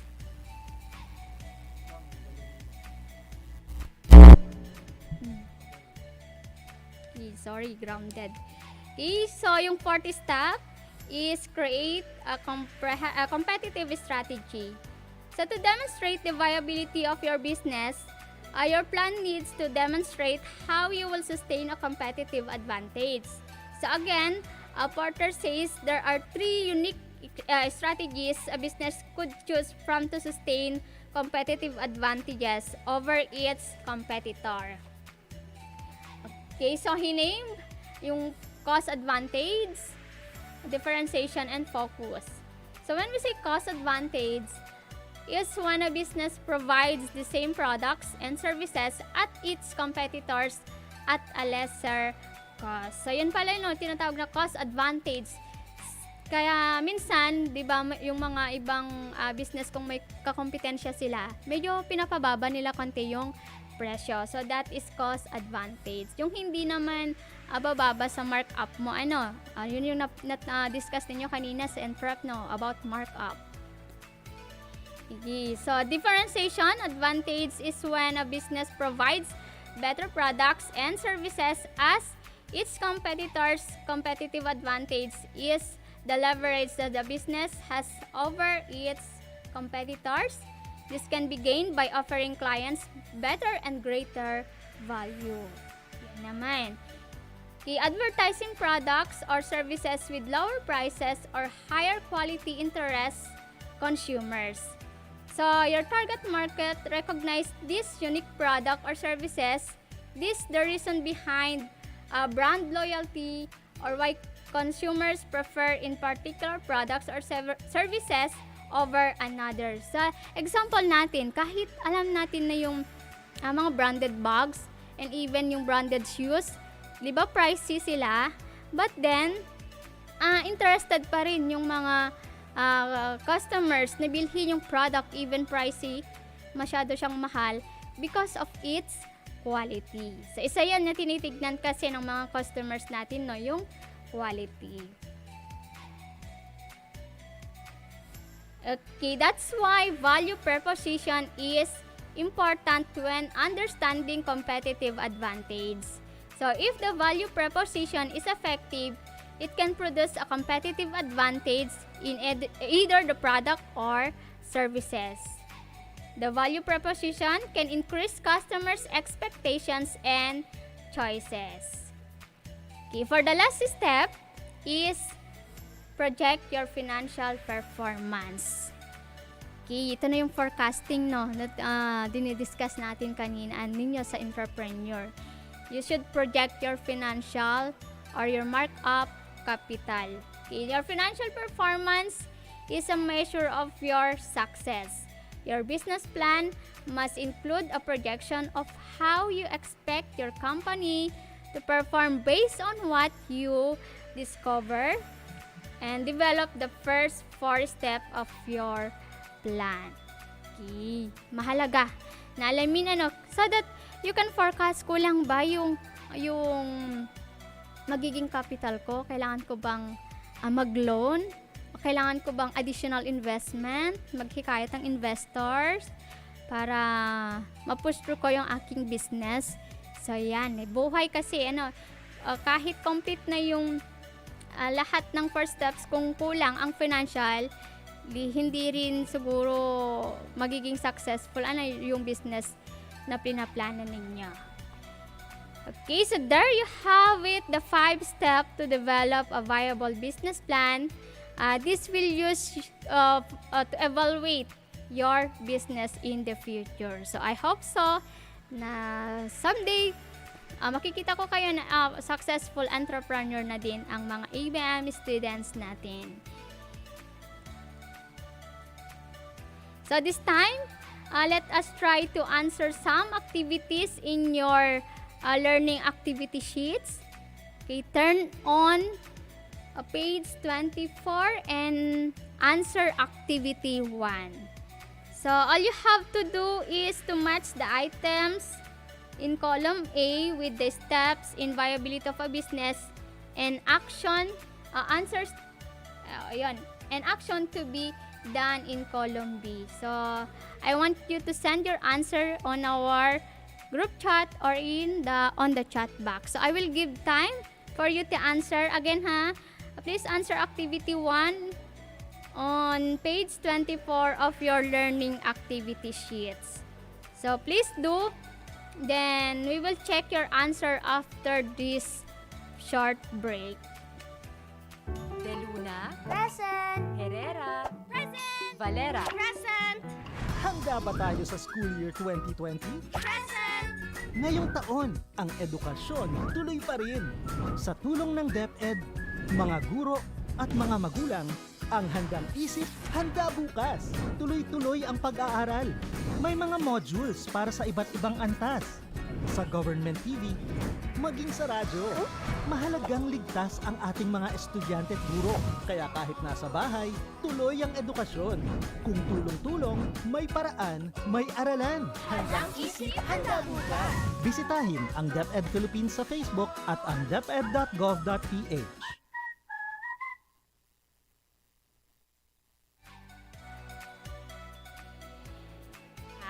So, are you ready na to send your answer?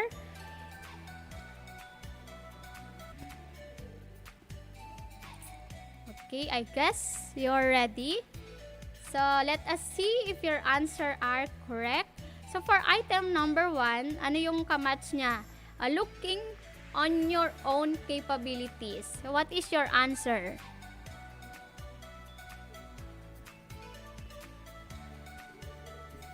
May sumagot na ba? Pwede bukas na lang daw, sabi ni Crystal. Ngayon na, sagutin nyo na. Okay, may answer na si Linus. Number 1 is letter D. Okay, may sagot na rin si Faithlyn. Number 1 is letter D. May nag-send ng coffee, inaantok yata, no? Ang sarap kasi mag-coffee ngayon at medyo malamig ang panahon. Okay, the answer is letter D. Focus on your core product. So that is correct. Very good. Okay, for number 2, decide what marketing you will use. What is your answer? May sumagot na ng E? Okay, see, ang dami. Jamaica Ramal answered letter E. John Abuso, Althea Gefaya, Beverlyn also answered letter E. Si Hensley. Okay, correct. So the answer is letter E. Utilize marketing tools. Correct. Okay, for number 3 item, be honest in where your business is. Okay, anong sagot?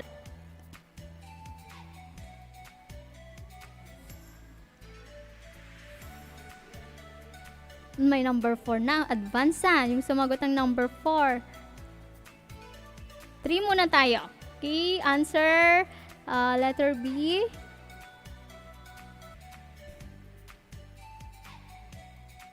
May sumagot na rin ng letter B.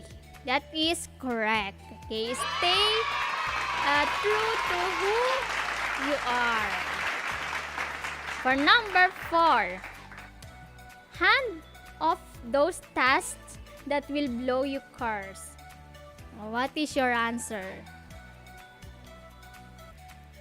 Okay, sumagot ng letter A si Christine, Joy, Cho. Number 4 ang hinahanap nating sagot. Also, Miss Lagi, Faithlin answered letter A. Jasmine also answered letter, Jasmine, si Johnny pala yun, letter A. Beverlyn also answered letter A. Mary Febrero, letter A. Ivy Claire. Wow, active ang mga taga-Smith. Very good. Miss Sapangay also answered letter A. Okay, the correct answer is letter A. Mark it. For number 5, establish goals that can be reviewed in 3 to 6 months. So what is your answer? Smith, magpakitang gilas kayo. Ako ang iyong advisor. Joke. Charot. May sumagot na ba? G? Iris May Ramos also answered G. Althea, Faithlin, Hensley. Ay, dami nang sumagot na. Okay. Ang sagot nila is letter G. That is correct. Exercise the plan. And the last one, you can message about your product to a prospect in 30. So what is the answer? Number 7 na tayo.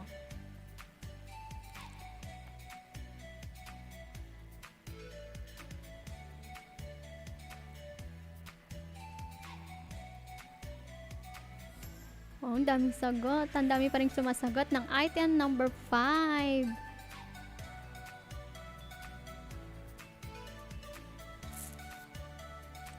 Okay. May sagot na si Candelaria.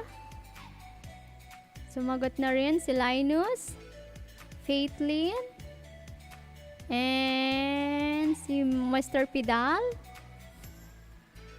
Okay, answer nila is letter C. That is correct. Okay. Keep your feet simple. So, for those who got the score of 4 and above, please send the star. And for those who got 3 below, send a heart emoji. So, let's see na kung marami bang naka-perfect score. Wow! Meron ng heart.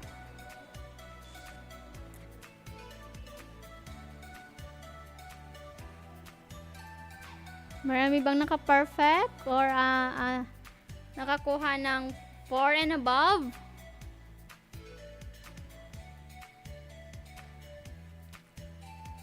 Si Faithlin, star.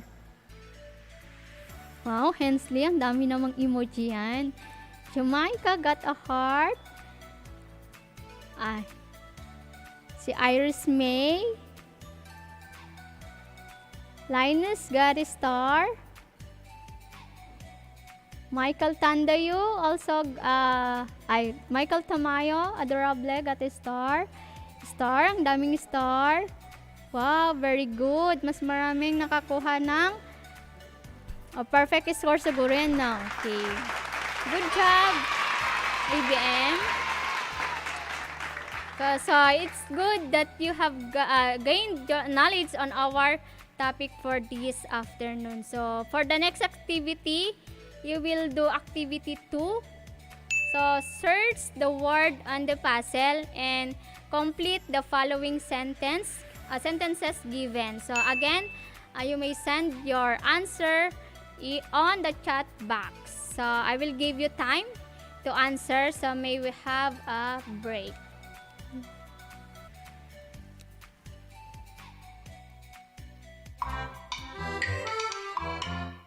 Jose, bakit di ka pa nakikinig?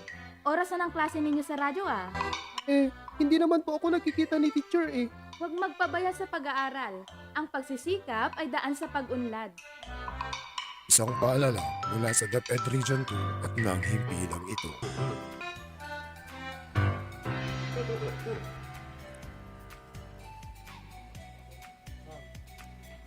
Okay, and we are back. So, are you ready now to send your answer for the activity 2? Okay, so ano yung mga na-word hunt ninyo diyan sa word puzzle natin? You may send your answer, guys. Isang paalala.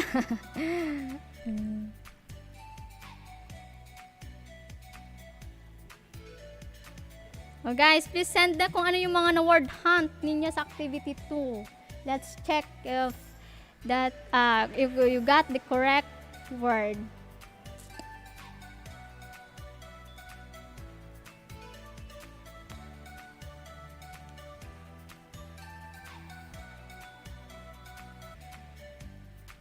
O, hindi pa yata sila ready na mag-word hunt. O, may sumagot na ng opportunity. Linus Sander.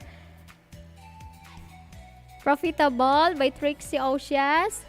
Market by Meryl Febrero. Process. Suitable. Answered naman ni Princess May. A product. Answered ni Trixie. Altea Gifaya. Answered opportunity. Opportunity, yes. Market opportunity. Carabin, give the word opportunity. That is correct. Meron pa yata hindi nabanggit.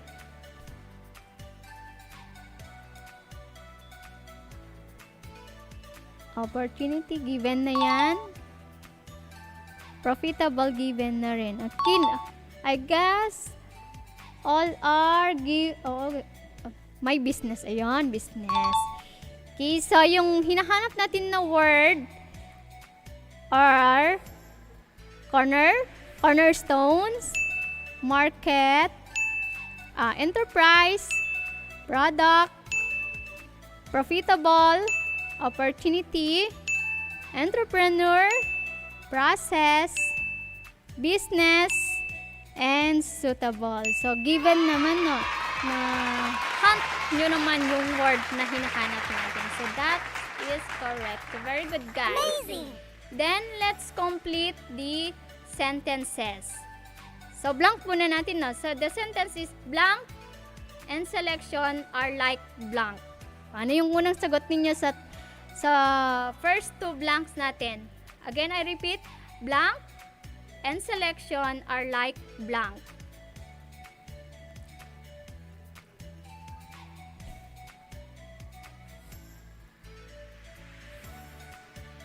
Wow, sabihin maraming ABM next week daw ang mag-eyeglass. Sorry naman. Oo, marami kasi ang aking site ay hindi maganda. Nearsighted kasi ako. Sorry guys, akong mali-mali yung mga name minsan no. Ano nang sagot niyo? May sumagot ng first opportunity, second blank is cornerstone. Correct.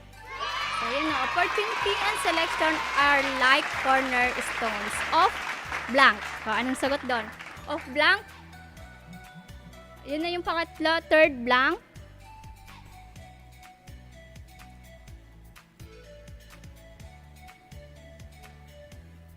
Ano na yung sagot? After cornerstone.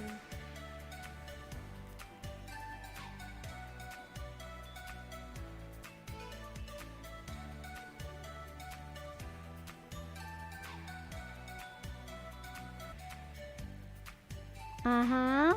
1 and 2 pa lang yung sagot ninyo. Opportunity and cornerstone. Number 3 na tayo, guys. Okay. Linus Sander answer business. Princess also answer business. Princess May Soriano answer business. And the rest answered business. Okay, that is correct na. So, kompletihan natin yung sentence. Opportunity and selection are like cornerstones of a business. So, in a sense, identification and selection of a suitable business opportunities serve as the right saying, well begun is half done. but it is better said than. Because if we ask anything intending blank, the product or project, she will select and start as an blank. O, anong sagot naman doon?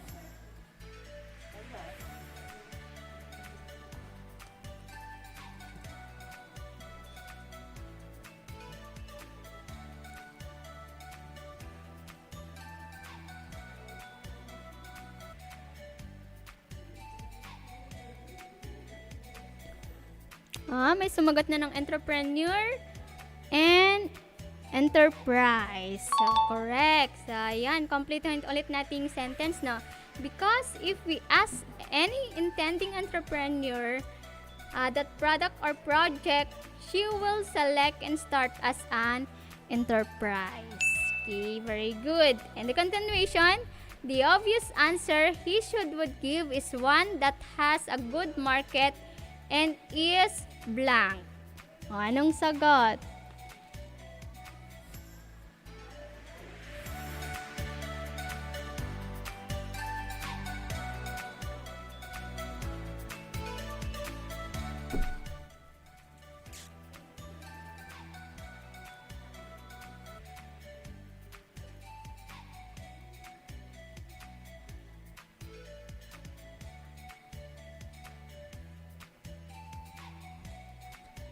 Ano na yung sagot?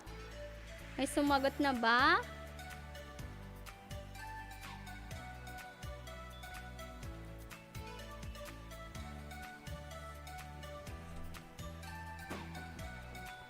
Okay, Linus answered profitable. Princess May Soriano answered also profitable. Crystal Cielo answered profitable. Dermalin profitable. Okay, and the rest answered profitable. Okay, that is correct. Okay, so let's continue the sentences. Okay, but the question is, how could one know if we do have a product to sell? Whose profitability will determine without selling the product? There are also other problems we must consider. So while trying to identify a blank product or project, the intended entrepreneur passes through a certain blank. So what is the answer sa last set natin? Last set of sentence.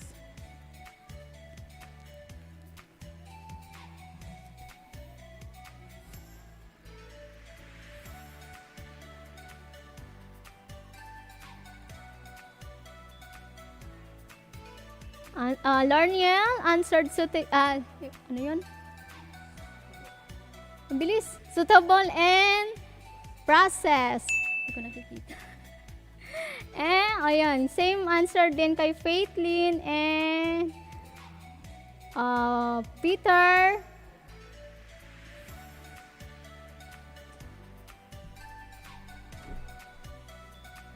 Okay, Benedict answered process. Suitable and process also answered, yun, sagot ni Ian. And that is correct. Okay, so let's complete the sentence. So there are also other problems we must consider while trying to identify a suitable product or project. The intended entrepreneur passes through a certain process. Okay, so please send the star emoji if you got a perfect score. Who got a perfect score? I guess marami nakakuha, no? Ng perfect.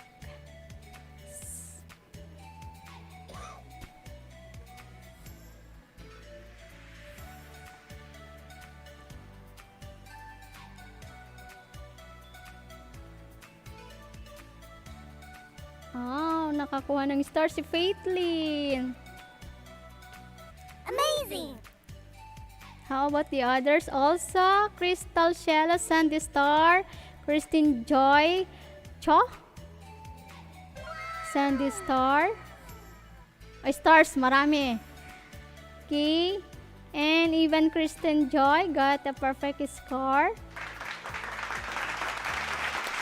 Princess?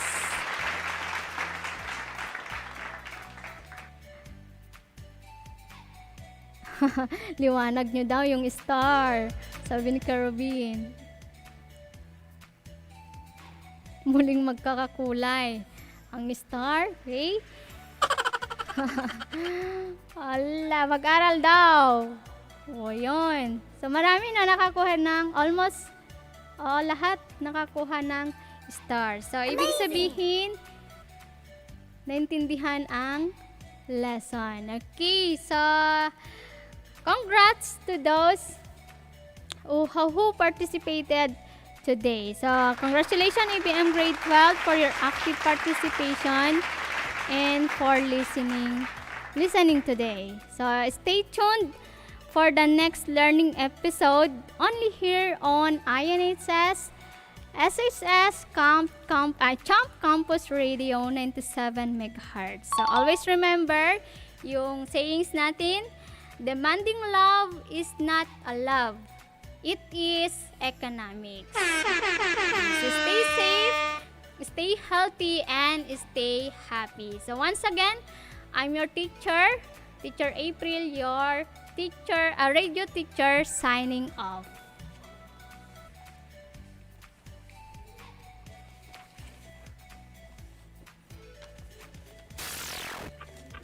Isabela National High School. INHS On Air Senior High School. INHS On Air. Your homeschooling buddy. Are you interested in setting up and managing your own business? Does your heart and passion direct you into the world of global market? Come, listen and learn to be equipped with the goal of reaching greater heights to develop our 4 weeks lang second quarter ko. to inflate as the future entrepreneurs thriving for success.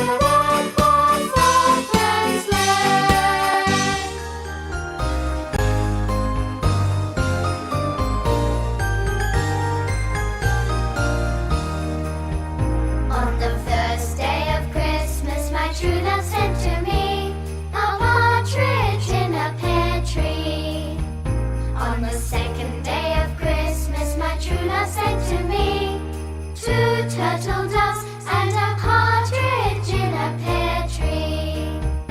On the third day of Christmas, my true love sent to me 3 French hens, 2 turtle doves, and a partridge in a pear tree. On the 4th day of Christmas, my true love sent to me 4 calling birds, 3 French hens, 2 turtle doves, and a partridge in a pear tree. On the 5th day of Christmas, my true love sent.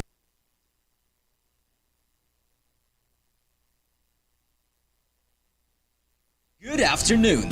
For the last 8 hours, Isabela National High School on air, Senior High School, Champ Campus Radio 97 MHz located at San Vicente City of Ilagan, Isabela has been broadcasting. Our 50 watts transmitter found at San Vicente City of Ilagan, Isabela is owned by the Department of Education, Region 2. Our technical team is led by our Principal 4, Mr. Silvino B. Cabangan, and Assistant Principal 2, Ma'am Elvira A. De Los Reyes.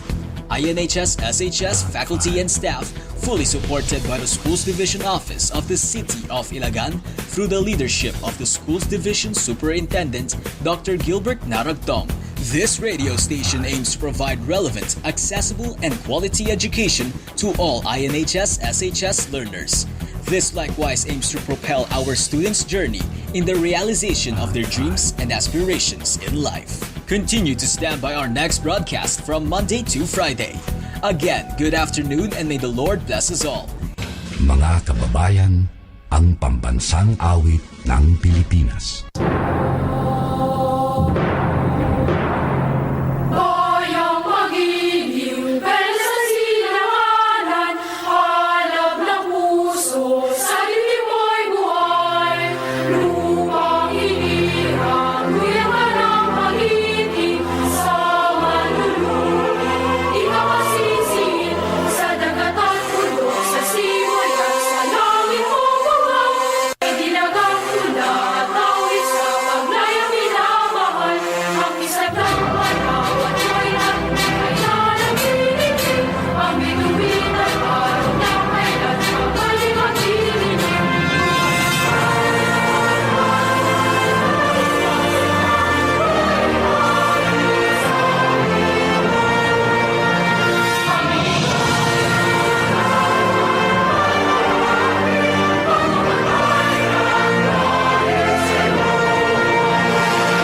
Isabela National High School on air, Senior High School.